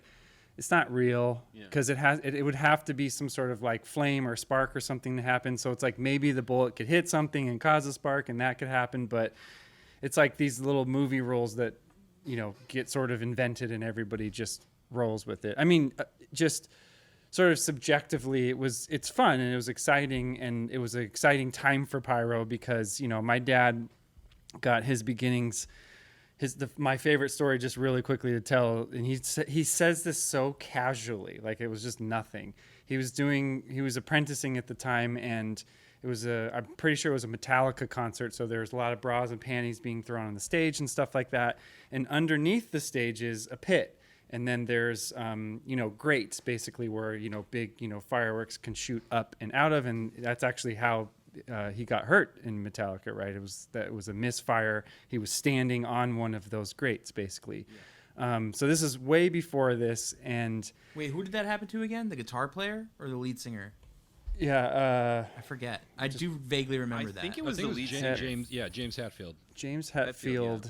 Yeah. Isn't that something that's happened to like a lot of didn't that happen to the AC/DC guy and like Michael Jackson? Michael and, like, Jackson got hit by fireworks on a Pepsi shoot that were coming out of. I think that was they were his coming hair, sideways. I think. That was his Yeah. hair. Yeah. Okay. But the story of the Metallica thing too, not to go too far back, but my dad actually warned against it and was like, this is a bad idea, because what was happening is it was during a solo, and you're playing music and you get in the zone and you're not thinking about it. And they're like, my dad was like, if you do not have 1,000% clearance, do not fire those fireworks. So like when the tour, it was like 2 weeks. This is later from the first story I was telling, but he was now actually doing a full Metallica concert. And 2 weeks before the accident happened, he was telling everybody, like, this is a bad system. You're firing blind. There's no way you can tell. And you can't walk on the stage and say, hey, Mr. Hetfield, you're on a grate. Can you just stop your shredding and move over a little bit so we can... It's just not possible. So he was like, you just should not do this. This is just a bad idea. And 2 weeks later, they moved on somewhere else. He opened the paper and just gasped because he was just like, damn, this is not a good idea, basically. So prior to this, he's underneath a pit where all the fireworks are loaded, and he's basically getting radioed saying, these bras and panties are flammable. This is a problem. Like, we got to figure this out. So he runs down underneath the stage, and the way he describes it, he's like, yeah, I just took out my knife and I was just like hacking down bras and panties to make sure that they didn't like light on fire. And he just was like very casually saying this, and we're all looking around like, what did you do before I was born? Like, oh my God, this is ridiculous. Right? So he's got slaying panties, bro. just slaying panties, but he was like not even pumped on it. He was like, oh, the bras and panties, I just had to go down and like cut them down. And he's just like so straight faced about it, and you're just like, Dad, oh my God, you know what you just said? Cut 'em down. Yeah.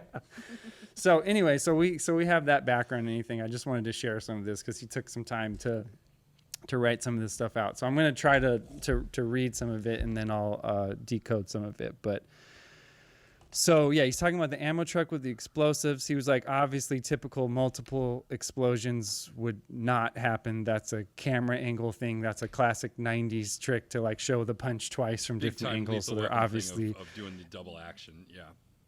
double action stuff. Yeah, exactly. So that was ridiculous. So wait, did your dad watch this movie, or he knows he's seen it a million times. He's got the whole collection and everything like that. And so he's a fan. Okay. Yeah. So when I told him about it and I told him I was going to do this, he was like, "Yeah, I'll go check it out real quick and just give you some notes on it or whatever." That's awesome. He definitely remembered it, but this is like he watched it today to make sure to be able to say this. Okay, so then what does he say? Most of the explosions look like gasoline. And from what I remember from my dad telling me, gasoline creates the black smoke fire. Like when you see an explosion, it's got the black smoke, right? So he was talking about that. Looks like they use some binary powder when you see the bright white explosion. So I don't know if you remember that offhand or anything like that, but he was like, that was not realistic, and that would not happen from a gasoline explosion. Totally wrong. Also, just quickly about binary powder, pyro is obviously dangerous, so you got to carry it in two pieces. So it's binary powders, you put them together and then in something, and then when he says det cord, it's basically like a long match. So you get away from it. In the end of his career, he'd actually have a a firing board that he could like fire the different things and a whole sequence and a computer. It was really neat. But the old days, it was literally just a long match and two powders that went together. And once they got lit together with fire, then that's how it created the explosion, basically. Okay, so then he said there's a very large Type 1 mine with a flitter. There were a couple of Type 2 mines with sparkle. And he said that's mostly it. A lot of shots with people and fire burning behind them is a flame bar. So that was a propane effect where you're shooting fire and propane, and there's just small tubes that it can come out of, so it's just shooting up. Yeah, I'm gonna stop you there for a sec because I think I know what that is. I worked on a show called Rescue Me a long time ago. I think I talked about it on the pod recently, actually. Yeah, Dennis Leary. But yeah, the scene. I think Mickey, the construction guy from these movies, is in that show too. That's Oh, right. okay. He is. Yeah. And he looks like he's related to Chris Farley, but he's not. Right. Anyway, one of the scenes I was doing was a house fire, obviously. And I remember they put up, it was an actual house on a beach, but they put up a facade like on top of, like over the house, the real wall. They put a fake wall. And in the windowsill, they had like a bar, and it had little holes in it. And they would like push a button and fire would come out of it. And it looks like the fire is coming from inside the house, but it's just right there on the bar. So this is like a tool, a thing. Yeah. So so this is something about this movie specifically. They didn't build this construction site that the finale is shot on because it's the best set piece I think in the movie, and maybe one of the best set pieces in the series. These under construction mini mansions that are just set aflame in their skeletal form. They actually didn't build this set. It was a place that had been a development that, because of an economic downturn, had been abandoned 2 years earlier and was slated for demolition. And so this is all the buildings they blow up are always slated for demolition, and then they contribute some money and they get to blow it up for the movie. And this is the same situation. This was slated for demolition, but they wanted to do multiple takes, so they couldn't just light it on fire or blow it up. So what they did was they treated all the wood on these buildings with flame retardant finish so that the wood wouldn't actually burn, and then they rigged them all up with flame bars. So it was all multiple flame bars, propane, and just so all these flames that you're seeing are basically just propane flame bars that they can turn on and off. Yeah, just isolated. They're not actually and nothing burning is actually wood burning and stuff like that. dangerously. Yeah, exactly. Which is pretty cool. Question- It looks great. Question Yeah, about it did. home construction. Why don't they ever coat wood in flame retardant liquid whenever they build a house? Wouldn't that be? I would assume. I think it would either weaken it's- it, yeah. Either it's an expense issue, or I think it's probably an expense issue, and also you don't really need to because I need it in my house. Well, you definitely need it in your what's the thing called?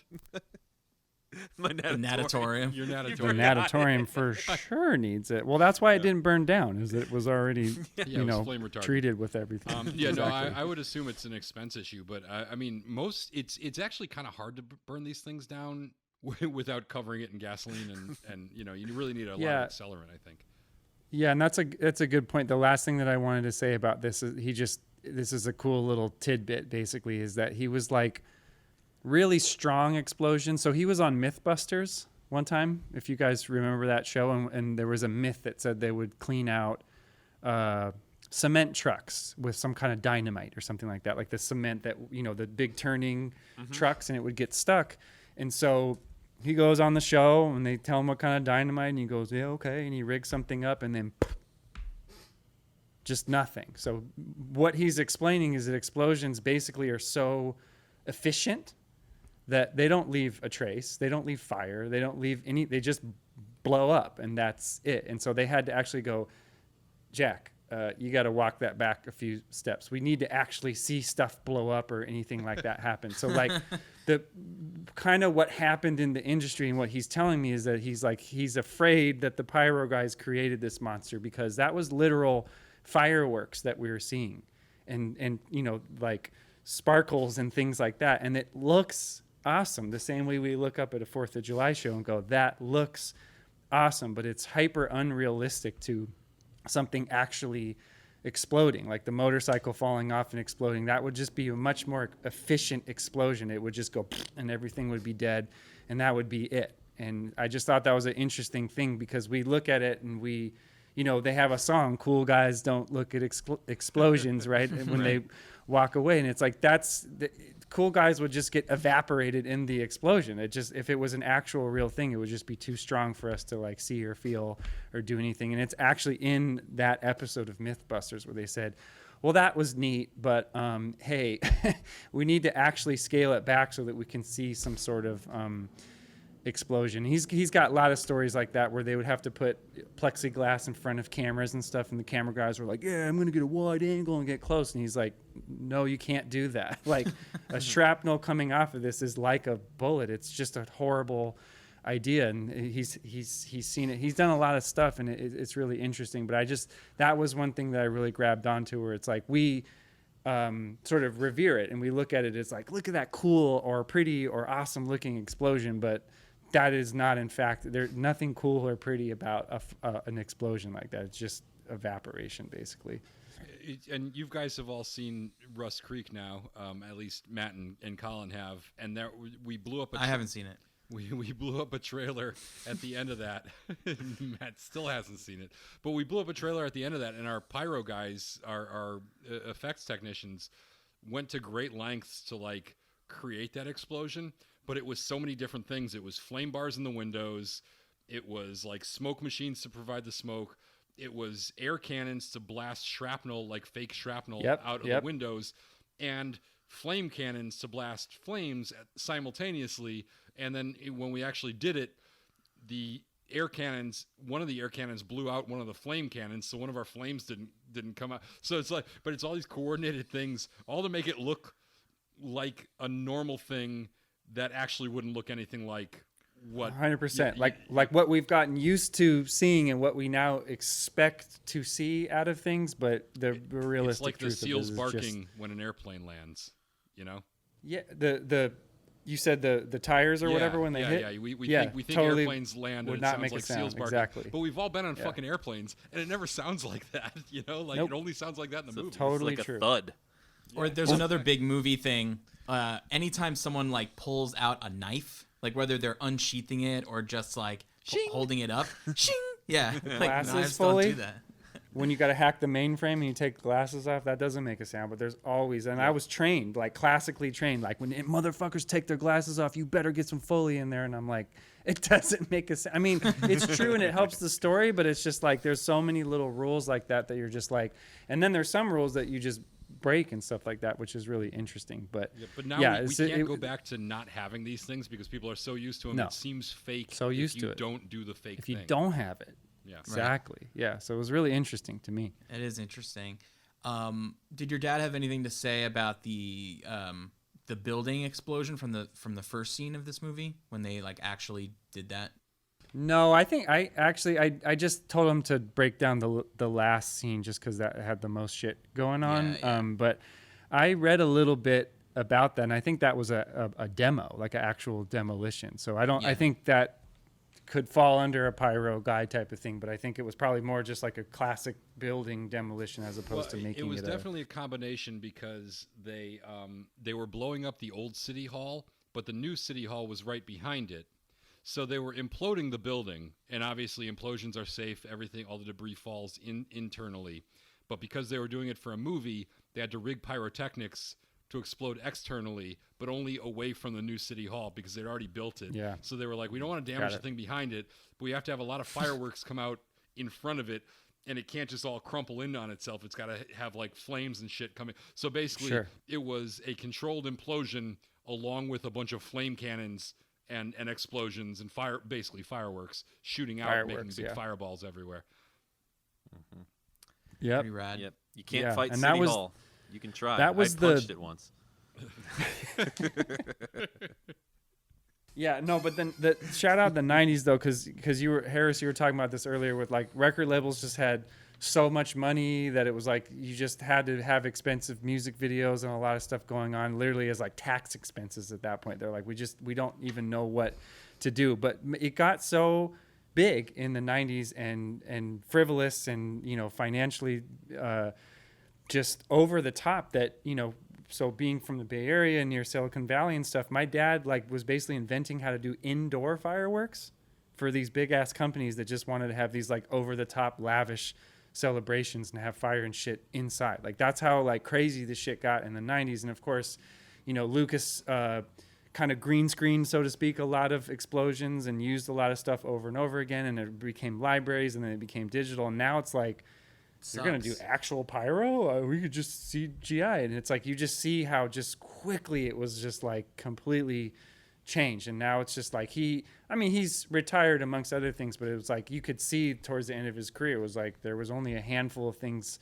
over a few years, and you have to have very specific licenses, and you got to get them done every year, and it's a very careful sport, you know what I mean? And it was just like it just kind of was like that era kind of ended in the 2000s. The pinnacle for me was he took me to the Up in Smoke tour with Snoop Dogg and Dre and everybody, and I work for Snoop now, and I told Snoop one day, I was like, my dad used to do all that pyro for all the shows, and he was like, man, that motherfucker used to scare me with that shit.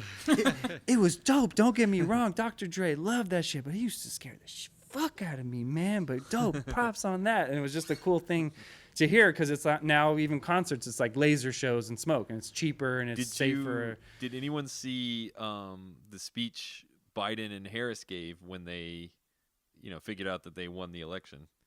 Because they had like 100 drones, and it was a whole drone firework thing. It was like drones with lights on them, and there was like a bunch of them, and it's all coordinated on a computer, and they all light up, so they can do patterns. They can do like a big 47 or whatever, and they can be like, they can spell out Joe, and then they can do like fireworks stuff too, like change colors and like make all that stuff. And like that's where we're at now, which is crazy because we're in the future. I mean, I think it's great that it's safer. I think that's really important. Until the drones have a mind of their own, Harris. Safer my ass. There's something to be said for the practical I mean, it's great if you can like what we did on Rust Creek was augment the practical explosions with a little digital sweetening to really sell it. But you can tell when something's just all digital. You really have to get in there and blow shit up. Sometimes you still have to blow shit up and light shit on fire. Get in there and blow shit up. Yeah, that's one thing I was gonna say about this movie is like whether it's cheesy or not, like they did all this shit for real, and like you could feel it, and even all their gunshots, like the semi or the automatic what do you call it, machine guns, like the with like the flares and stuff, like. I love that shit, and like they don't really do that in movies anymore. They used to go out to the desert and record each one of these things that they needed, whether they had it in a library or not. It was just, but why wouldn't you do that? That's an awesome part of the job, to like get the creative things that you want for the specific movie. I try to not approach this too much from a sound perspective. I totally agreed with you there. There was a couple of punches that fell flat for me. However, it's the same thing Harris was saying. The punches don't really make a sound, but we're so used to that like Hollywood like cracking walnut type sound that we were, so there was actually some realistic stuff in there. But I wanted to ask you guys just one sound thing, because I noticed it a lot. Did you guys notice that like 40% of this movie was ADR? I did notice there was a lot of it that clearly was not the actors delivering their lines on ADR, meaning like stuff that was happening off camera, not actually like them speaking on camera. Sometimes it was, but there were a lot of like transition scenes where it was like just go in the booth and riff. But I heard a lot of like actual matching, like changing performances. There was a whole scene. I forgot to write it down. There was a whole scene that I was like, oh, this is entirely ADR. It was a lot. It was shocking to me because I was like, oh, dang, how. Maybe just because of the places they were filming at or whatever was going on. Yeah, like on, if they're near the beach or something. Like or they're changing lines so much or something. But what's funny is you can't even, and we've all worked behind the scenes, so especially when you're editing and you're trying to like slide dialogue in on something, it's amazing how much you can get away with, and it's totally unnoticeable. But you can almost hear it because the sound's almost a little too clean. Too crisp, yeah. And I felt like this movie had a lot of really clean sound in places where you wouldn't get clean sound. So I was kind of like, my radar went up because we've seen this before. The two previous movies had a lot of had a lot of dialogue added in to transitional moments, like you said, where it's like, how do we bridge this scene? What can we? And they threw in some random line here or there where you with know exposition, no less. Yeah, too. where you know totally. it's over a car driving someplace. That's the classic. Is the car's driving and Riggs and Murtaugh are talking in the car, and it's like, oh my All right, God. we're on our way to the bad guys' exactly. base, and like, Hey, did you call Lorna? No, she's off doing blah blah blah, and it's it's like totally after the fact. Right. But a lot of it was in the scenes themselves where you could tell that they had definitely redubbed the actors' voices after the fact. Hey, we're in an interior car right now. Yeah, I thought it was interesting and wonder if you guys know. I think they used a process trailer for the cars and they got some pretty good sound there. I always, when I can, watch movies with subtitles on now, just because whatever the sound is, I want to know what they think I'm supposed to hear. And the subtitles on this were very bad for Amazon. I watched it on Amazon, and like they did not match the dialogue several times, and it was super noticeable. And yeah, it was just like lazy in this one. It was like a bunch of like conjunctions and like dropping words that weren't necessary, like them instead of saying their names, a bunch of that stuff. Yeah, well, there's also a history behind it in this era because they started figuring out how to do it like pretty good and successfully. So then they got kind of enamored with the idea of like, like if you look at the Star Wars documentary on the OG trilogies, I forgot what it's called, but you guys know what I'm talking about? Have you seen it? It's like Empire of Dreams or something like that. Yeah. Then they play a scene with the production audio when the famous Obi-Wan where he was like, "You do not need to see our or whatever the fuck he says." Yeah. They play the production sound of that. Yeah, and you go, "Holy shit! This is what the guy in the pink shorts, rest in peace, was booming." On set, it sounds terrible. It sounds plasticky and finicky and horrible and thin. And it's not because they were doing a bad job. It's just because the props or the costumes or environmentally or whatever. So I think it just kind of really just pushed this whole wave of like, hey, we can just, quote, fix this in post and just get this super clean. And the average person in 1992 in a movie theater is not going to go, that didn't match the lip flap that good. They're just going to go, this sounded so clean and clear. And so I think they just got really enamored with the idea of like, we can just go back later and just really like grunts, efforts, exposition, wide shots. We're just going to chuck a whole bunch of shit at you as opposed to just letting it play out. But it didn't ruin it for me. I just noticed that there was like quite a bit in the movie. For this movie in particular, a lot of times what they had Joe Pesci doing was on set, he would say, okay. And in post, they would make it, okay. Copy. Okay. Yeah. Yeah, I was wondering about that. They would actually they fast forward him. He was moving very slowly on set, and they would just speed they would do everything in double time. It's like action scenes where they just speed it up a little bit to make it more exciting. So yeah, just getting back to the movie, it makes absolutely no sense that they just show up at this like final showdown without backup. Like, they have the bad guy. They know where he is. It's absurd, yeah. They're going to check out his headquarters, and they don't even call Lorna, who's been working with them the whole time. They're surprised that she shows up because she happened to run in to Leo. How did you get here? A car? I mean, but how did you get here? Yeah. Also, did you guys notice some of the sound cues, like, on the soundtrack that were, like, when the cat shows up in the parking garage at the beginning, and it plays the Peter and the Wolf clarinets. Is it the clarinets that the sound that was the cat? Yeah, cat thing? clarinet. And then, like, when Leo shows up at the end when he wants to go to the construction site with him before they shoot his car, and it literally plays a sad trombone in the soundtrack. I was like, what? What? Part of the score is straight up stolen from Die Hard. Like, it's exact same. It's the same guy. Yeah. I'm pretty sure it's the same composer. Oh, okay. Can't steal from yourself. Wait, who is the composer? Because there's a couple of composers that are famous for stealing from themselves. Hans Zimmer. Just kidding. He does the same thing every time, but it's good. You know what he calls that? You know what he calls that when he does that? Like the same thing every time? Zimmer time. Oh, God. I think his name is Kamen, like Robert Kamen or something like that. Something Kamen. Oh yeah, right. No, it's not him, but he Kamen? Did Is he an write a lot alligator of man? the, What? Let me see. I'm about Is to he find it. an alligator man? His name is Kamen? Like Caiman? No, I think I think it's like Chris Kamen. Kamen, like he might be a giant Music. albino. Okay, music department. Well, I just believe that composer, alligator men exist, okay? Bruce Babcock No. is listed as composer on Lethal Weapon. That's- Just look up music by. It's like Eric Clapton and. Wait, why did you say no to me like I was wrong while reading IMDb? Because that's not it. You didn't read it right. What? Oh, I can't read and write. I forgot. I love how at the end, when they attack the construction site, they use the old drive an empty car to distract the bad guys gag from the first movie. Like, Yeah. this is exactly out of the first movie. Also, like, what would their plan have been if Lorna hadn't shown up and they needed that car to drive back? Or what if the bad guys had driven away and they needed to follow them? I don't know. Riggs, it really kind of seems like Riggs should have died at some point. I kind of wish he did. He's so I still reckless feel in this A lot movie. of points. I still yeah. feel like Danny Glover is carrying these movies way more than he ever got credit for, and Mel Gibson is not that great. His character is kind of fucking annoying. And kind of an asshole. And also, Yeah. is he still suicidal? Does he still have a death wish at this point? Why is he fucking around with bombs at the beginning of this movie? That whole beginning makes no sense when he's like, hey, let's just go in there and fuck with this bomb. Let's just cut a wire. Let's just see what happens. It's like, That's wait, not even close to the weirdest shit. What the fuck is with the cigarettes and dog biscuits thing? yeah, We that's, didn't talk about that. That's what I was thinking. At the end of this movie, when Rene Russo is critically injured and he's kissing her in the helicopter, I would just like to point out that at this point, his breath smells like dog biscuits, raw onions, and gasoline.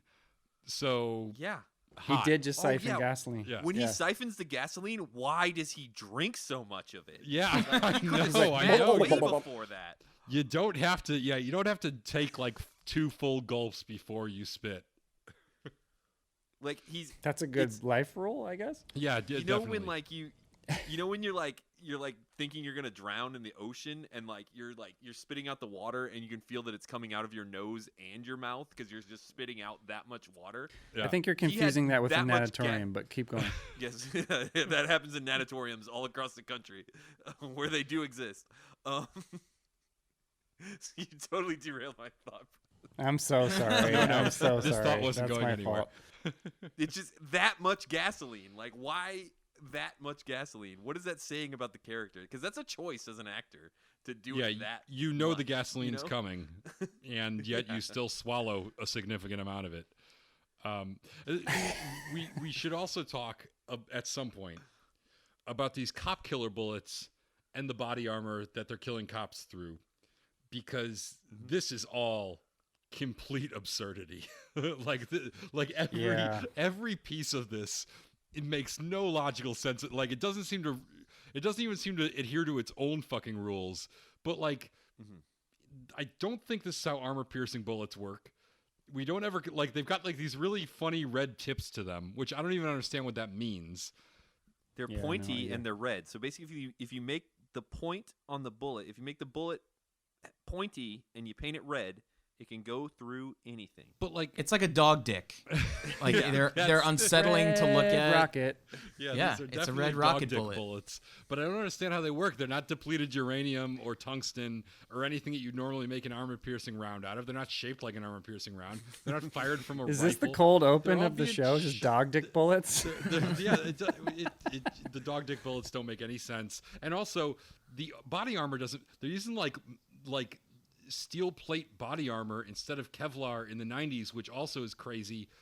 And then somehow these armor piercing bullets go through 2 sides of a steel drum, and the body armor of that cop, the young cop Edwards, Yeah. and through his entire body, and then through the back of his body armor, which And then through a whole dump truck, basically. And which through a doesn't make bulldozer. none of this Yeah. makes any sense Bulldozer. at all. And yet Lorna doubles up her steel-plated body Yeah, armor. she doubled up her little vests, Yeah, her little and that 90s vests, somehow- and she's fine. That somehow survives because she's a main character, I guess.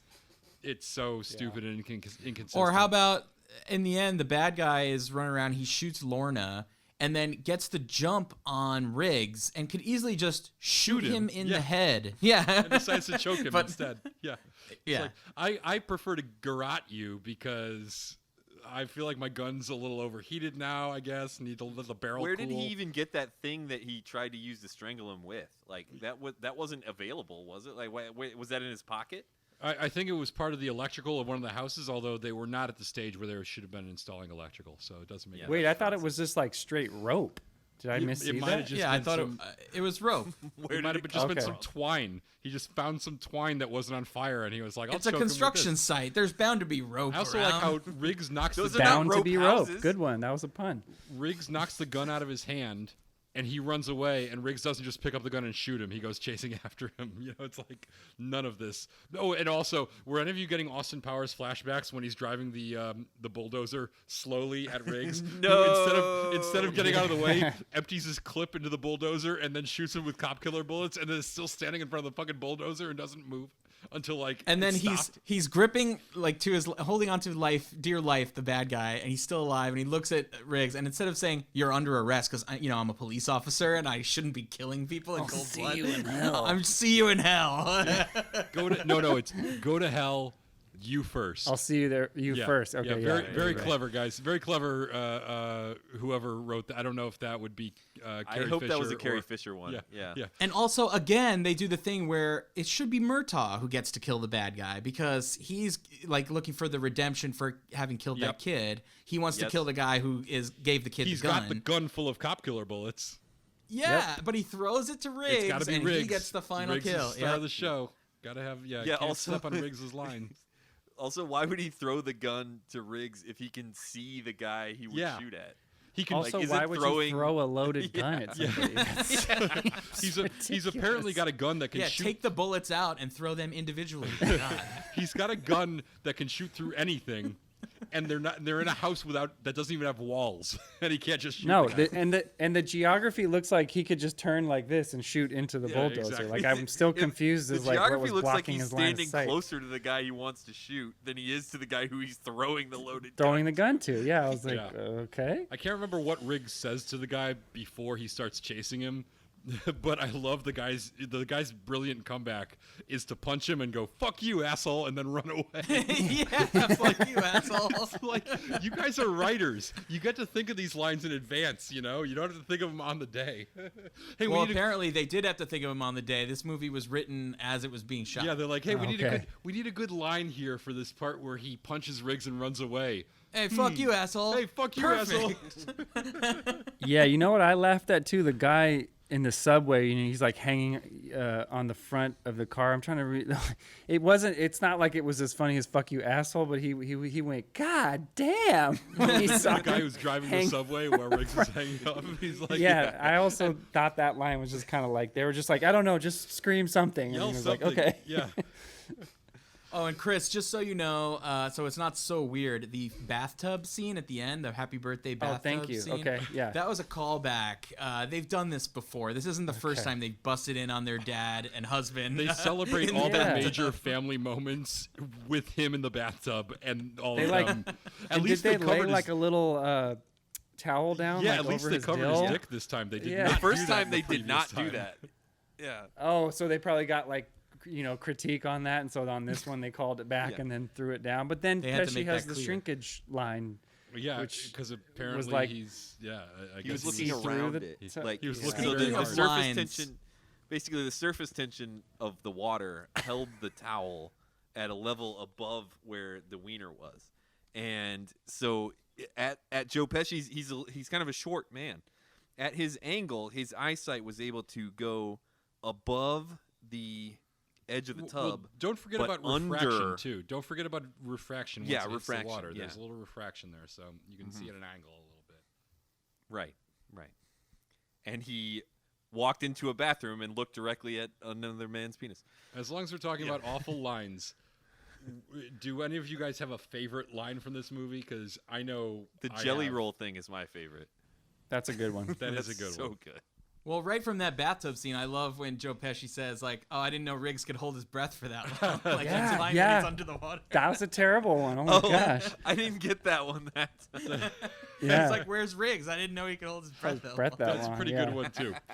But my absolute favorite is in the scene where with the accidental discharge scene where Murtaugh accidentally shoots his gun in the locker room, which I actually thought was like one of Riggs's few redeeming moments in this movie, where he Yeah, I starts like that. slamming the lockers to cover up the fact that Murtaugh's done this stupid thing that would probably get him suspended.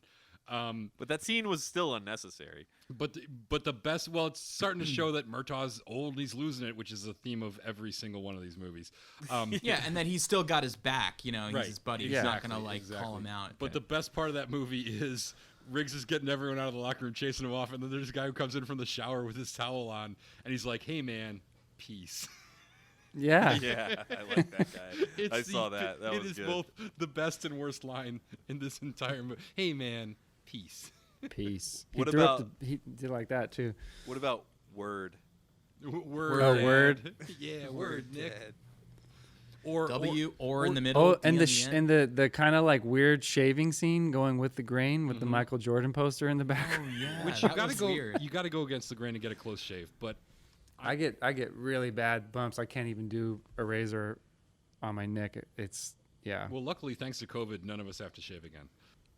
Yeah. I'm surprised at the lack of Rihanna in all of these movies. Like, she was such a delight in the first movie that I'm really... I mean, she's in this, but barely. They gave her a new haircut. Who was Which I that? did That's not- his daughter. That's, Murtaugh's daughter. Yeah, yeah. From she's like an actress now, I guess. Yeah, the best was the line from the last movie. I want to go buy some of those rubbers right now.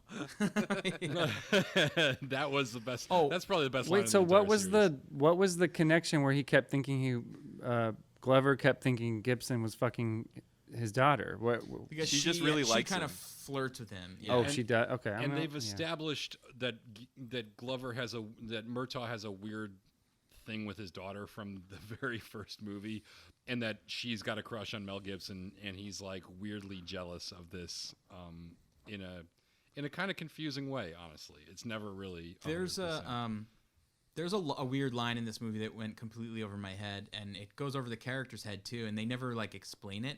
But it's when Lorna says, "Close is a lingerie shop without a front window." Yeah. Do you guys remember that? I've been thinking about that, and I don't get it. No Yeah. one gets it. Yes. So nobody gets it, and here's why. And I had to do a little internet research, but it was bugging me too much. So I looked it up, and the guy who was the development assistant for Jeffrey Boehm, who wrote the movie, had the answer to this. And I think it was in one of Roger Ebert's old Answer Man columns. So apparently, when they go to that place where Lorna and Riggs go to that place where they get into the fight and they meet the dog and all that other shit, that is a lingerie shop with no front window, which she traces a lot of calls to that shop from the business, and then finds out that it's a lingerie shop, and then goes by and finds out it doesn't have a front window, which would not be an effective way to run a lingerie shop. So she realizes that it's actually a front for something else. So in the original script, this was not a joke. This was actually her saying, "Hey, come on, let's check out this place." But then they cut the scene where she explains what it is in post, and then they just had to make it into a joke that nobody gets to make sense of the line. So it's not a joke that anyone will ever understand, because it's literally not a joke. It does not make sense. It does not make sense, and it is not a joke. And then they had Mel Gibson references it in that scene later, like it's a joke that he just doesn't understand, to cover for the fact that they cut a scene where she explained a lot of backstory that they decided they didn't need. Okay. All right. It's very unsatisfying, but All right. at least you know that you're not missing anything. Yeah, yeah. Okay. Okay. Should we move on to our new segment, Top 4? Yeah. let's Yes, go top absolutely. four. So we've done Mel Gibson. Rene Russo. And we've done Joe Pesci. I was going to do Rene Russo, but Harris went so in depth into her filmography. Oh, I would kill and the Rene was- Russo one, I'm sure. Yeah, that I feel like I have to go to my backup, which is The villain? Richard Donner. Oh, Richard the Donner, director. okay. Yeah. That's a tough one. All right. So who won last time? I feel like Harris. Did you I win? think I last did time? win last time, yeah. All right. So you can go first, and then Chris, and then Colin. All right, I am going to go with Superman. That's provocative. Yes, that is correct. Superman. We got one. All right, Chris. You have Wait. to name. Oh, a movie he's directed? Yeah, Richard Donner's the director, so you have to name the top 4 movies that he's known Oh, for. I don't even know one.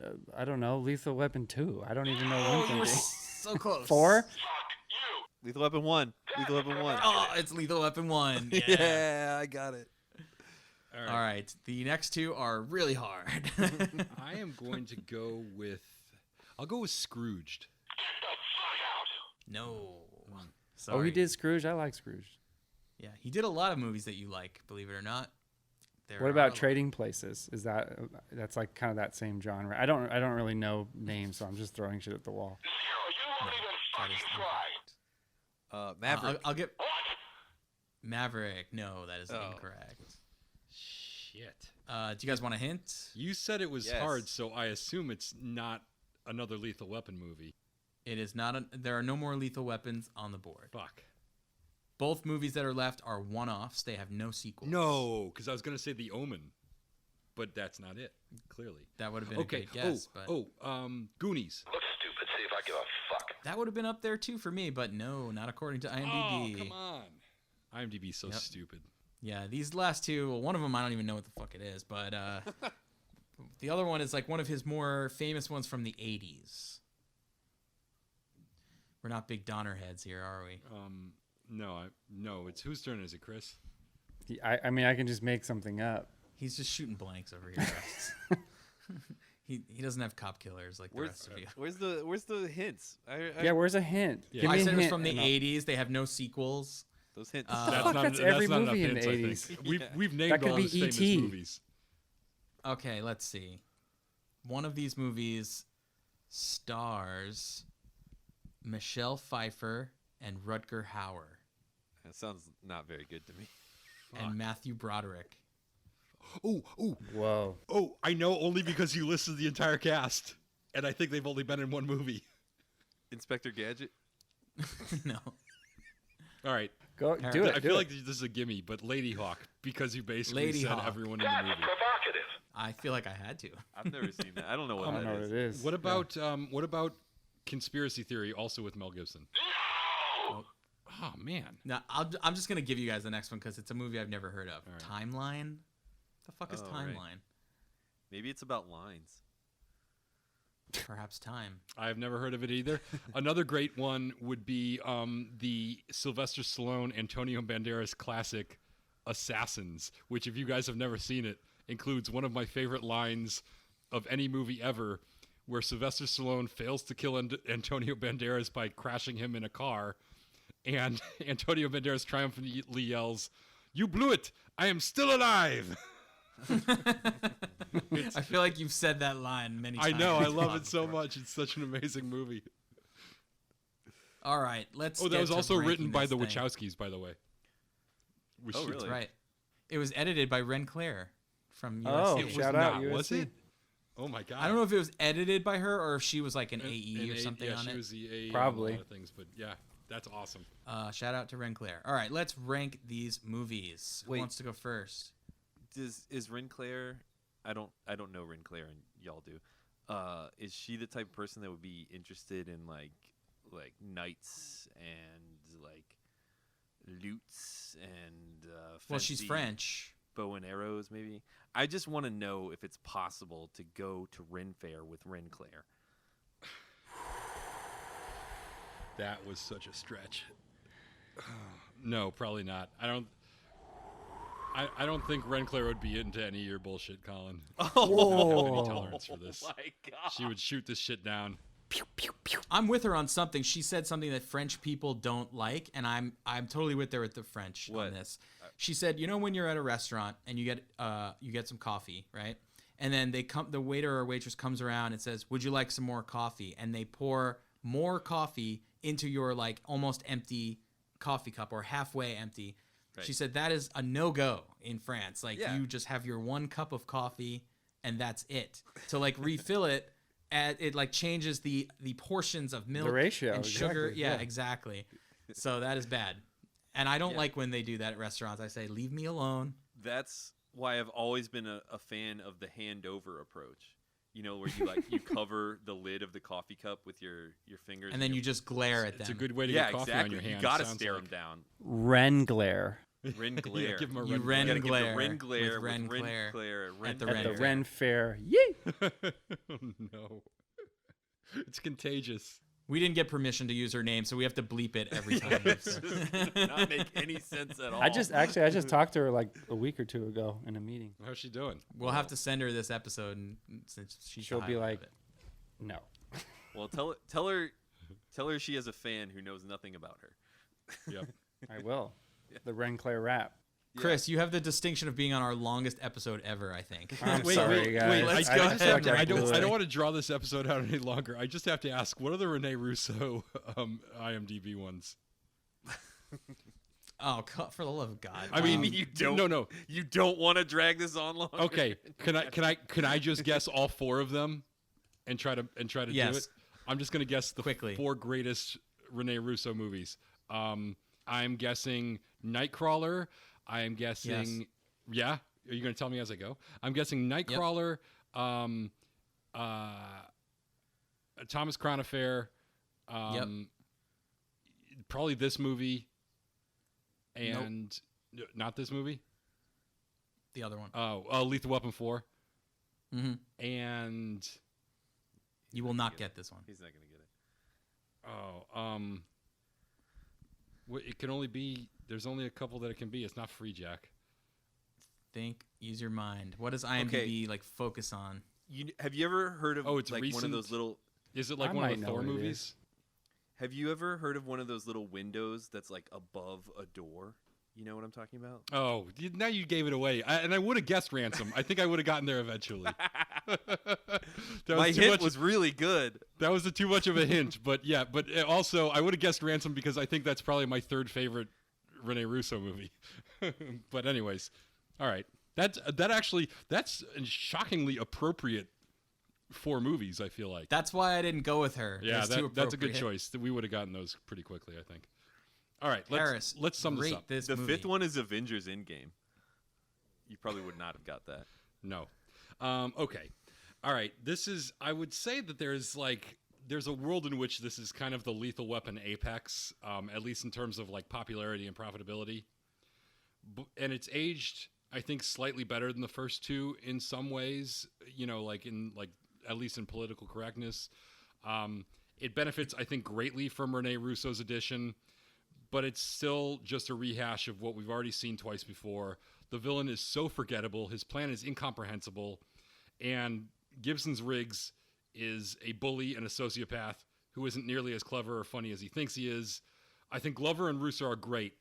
They should get 10 Timothy Dolphins, but this movie is like diminishing returns, so I only give it 6 Timothy Dolphins. Which is still pretty good. I still enjoy it. Great. I'll go next. I agree with pretty much everything Harris said. I think it was interesting, the storyline about Danny Glover having guilt over shooting the kid. But it was confusing also because this movie both took itself less seriously and more seriously at that point, you know? I love the scene on the boat with the hugging and the men crying together because... I mean, I said it right there. How would you not love a scene like that? And then, yeah, basically, I agree with Harris mostly. When he pulls the gun on the jaywalker because it's funny, it's like you start to realize these Does guys not they age shoot well. too many. Yeah, these guys shoot too many people, and Riggs is like should not. He should be in have jail. a job. Yeah. And yeah, so I'm in the 5-6 range. I'm trying to decide if I want to do 5 or 6. Harris did 6. I think Danny Glover is this I think it's unfortunate that Danny Glover didn't do more things besides these movies because he is so good, and I think he is carrying these movies. It's not trying to speak too much against Mel Gibson because I do like things that he's done, not the things no one likes that he's done, obviously, but that's neither here nor there. But Riggs is fucking terrible. It's a terrible character. I can't believe this is a beloved Riggs is character. terrible. He's terrible. And yeah, Danny Glover is he's carrying it, and he's a fucking treasure, and he's super talented, and if he had done more things, everyone would know. So yeah, I guess I'll give it a 6 for Danny Glover. Love that Predator 2. Can't wait to watch that again. Even though that movie's not very good. But love Danny Glover. He's great. 6. Timothy Dolphins. Chris, do you want to give this a shot? Your summary? Okay. I would say that it was a total enjoyable experience. I think it's dripping with so much 90s energy that like there's no way to watch it and think it's supposed to hold up or something. It just totally feels like it's just a period piece basically at this point. I think if they shaved off about 45 minutes and weren't afraid to lean into the like dramatic and sensitive moments, I think it would be like an 8 or a 9. Like the good scenes and the dramatic scenes were great, I thought, and they carried well, and it was good acting, and it was exciting. I could even deal with the big crazy explosions and some unrealistic stuff, but 100% random characters, in armored car chases, pulling out guns on people, getting electrocuted on third rails, and just certain things are just kind of like it just was totally not necessary. And it totally just added this like queso cheesy ass factor to it that was like not necessary. And it didn't need to be a funny movie, over the top or goofy or cheesy in that sense. It could have just been, there's a few jokes in a good drama movie. And I don't know the history of that, or if they couldn't lean into that, or if they just thought this was the hottest shit on earth, or they just knew how to sell some tickets. But I'm in the exact same range. I'm giving this a 6 or 7 flop. If you could give a 6.5, I might do that. But at the same time, I would say highly recommend it, and you should watch it, and it's fine. But just be aware that it's not going to have good transitions. It's going to have a lot of holes and stuff. It's not going to make sense in a lot of areas, but you get to laugh and yell at the TV for 2 hours. And I just wish it was a little less than 2 hours, and they leaned in on some of those other moments, and I would have given it a higher mark. I like what you were saying about how it feels of its time. I definitely vibe with that. I get what you're saying on that. So sorry, what is your final score? Phrase it properly. What is 6.5 Timothy Dolphins? I think you guys have said a lot of what I wanted to say. I mean, we're all kind of in the same arena here. Just from a franchise perspective, like how do you escalate to the next movie? Like why did they need to make this movie? What happened to the characters that like made this, need to be seen by all? And I feel like whereas the second movie was really successful with this conceit that like they made the bad guy have a personal connection, revealing that he, killed Riggs's wife in the past. And there was another thing about the second movie that I really liked. I'm blanking. But the girl, right? Yeah. Oh, the girl, right. That they have him fall in love with a girl, and then she gets killed, surprisingly.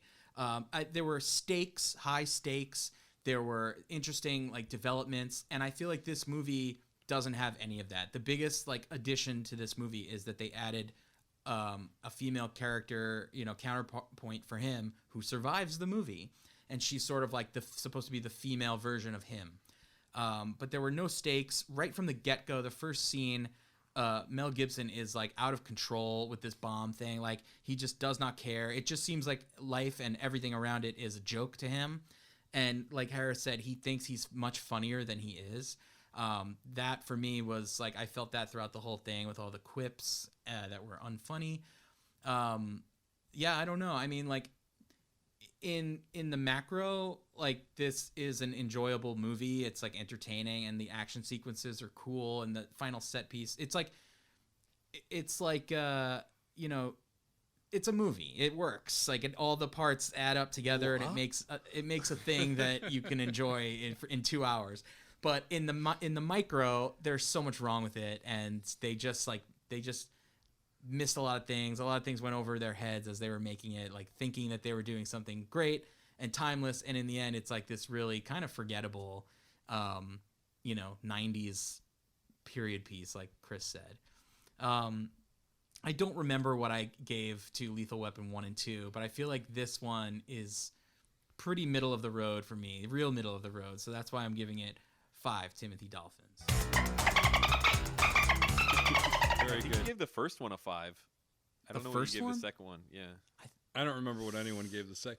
I would just I don't want to make a long podcast even longer, but there is one thing or two things that I failed to point out and bring up during our conversation, which I will kick myself until my grave if I don't mention a couple of things about. First of all, the guy who looks like Stephen King he is in every single Lethal Weapon movie. Do you guys know that? No. He plays one of the thugs in the first one. He plays something else in the second one, and he plays a helicopter pilot in the fourth one, and then he's in this and this. But two other important notes on minor casting things. In the scene where Riggs shows them all the cop killer bullets at the shooting range, there's a familiar actor there whose name is Yes. Miguel A. Nunez Jr., who was the lead in Juana Man. That's where you know him from. Yeah, the black guy, Yeah, right? and he's just in the background there, and he is Juana Man. But also, He's in something else too. He's in that I know some him other. from. I'm not saying that's the only thing he's in. I'm just saying that is his big moment, and then shows up in this movie for some reason. Also, I think this is even more interesting. The guy who's driving the armored car at the beginning, the bad guy, Mark Pellegrino, who is in a ton of things. He's like, a bad guy in lots of stuff. I think he's the Dexter's girlfriend's ex in Dexter, and a lot of other shit. He is also one of Jackie Treehorn's goons in The Big Lebowski. Oh, nice. Oh yeah, I know who you're talking about. He's a famous actor. He teaches. He has like a famous actor studio in Hollywood. He teaches acting now. That makes sense. He teaches He acting. was also He's also he from was Lost. an assassin in Mulholland Drive. Yeah, he was in Lost. But His name is Mark. His name is Mark Pellegrino. Mark you said? Pellegrino. Yeah, Mark that's- Pellegrino. Yeah, okay. And he You know, plays Jackie Treehorn's thug in The Big Lebowski. It doesn't end there though, because in the scene where Dolores shows up and says, "You tell that man he's a jam in my jelly roll," one of the cops in the background is Philip Moon, who is the Chinaman who is also one of Jackie Treehorn's thugs who pees on Lebowski's rug in The Big Lebowski. So those guys actually Wow. are in this movie, and then several years later are partnered up in The Big Lebowski. So you say I realized. Sorry, so- real quick. I realized where I know Miguel Nunez from. He's in that feature film that I edited this year. Oh, so he's he's very like a familiar main to you. character. Yeah, I'm like I've seen this guy's face a bunch. So you say Mark Pellegrino, he teaches classes, acting classes? Is this going to be a Pellegrino pun? God damn it, Harris, you shut the fuck up right now. This is a great way to go out. Yeah, I'd really like Go to take on. his acting classes. Hopefully he does one of the classes on the beach so I can see Sand Pellegrino.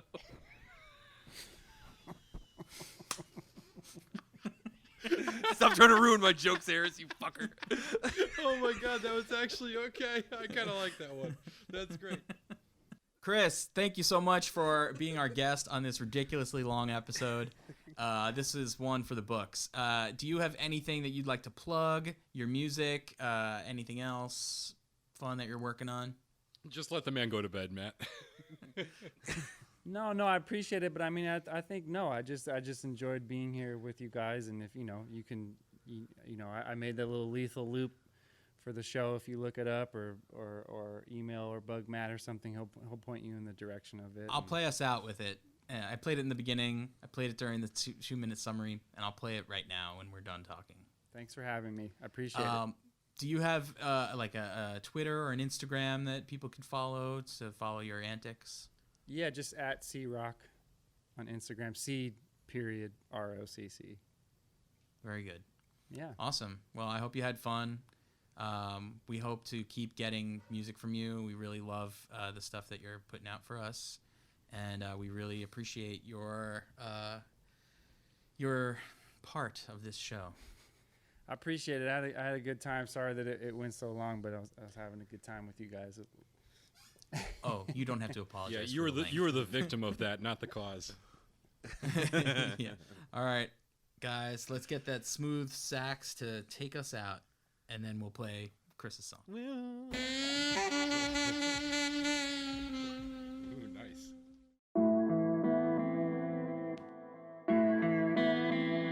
For real, C.ROCC?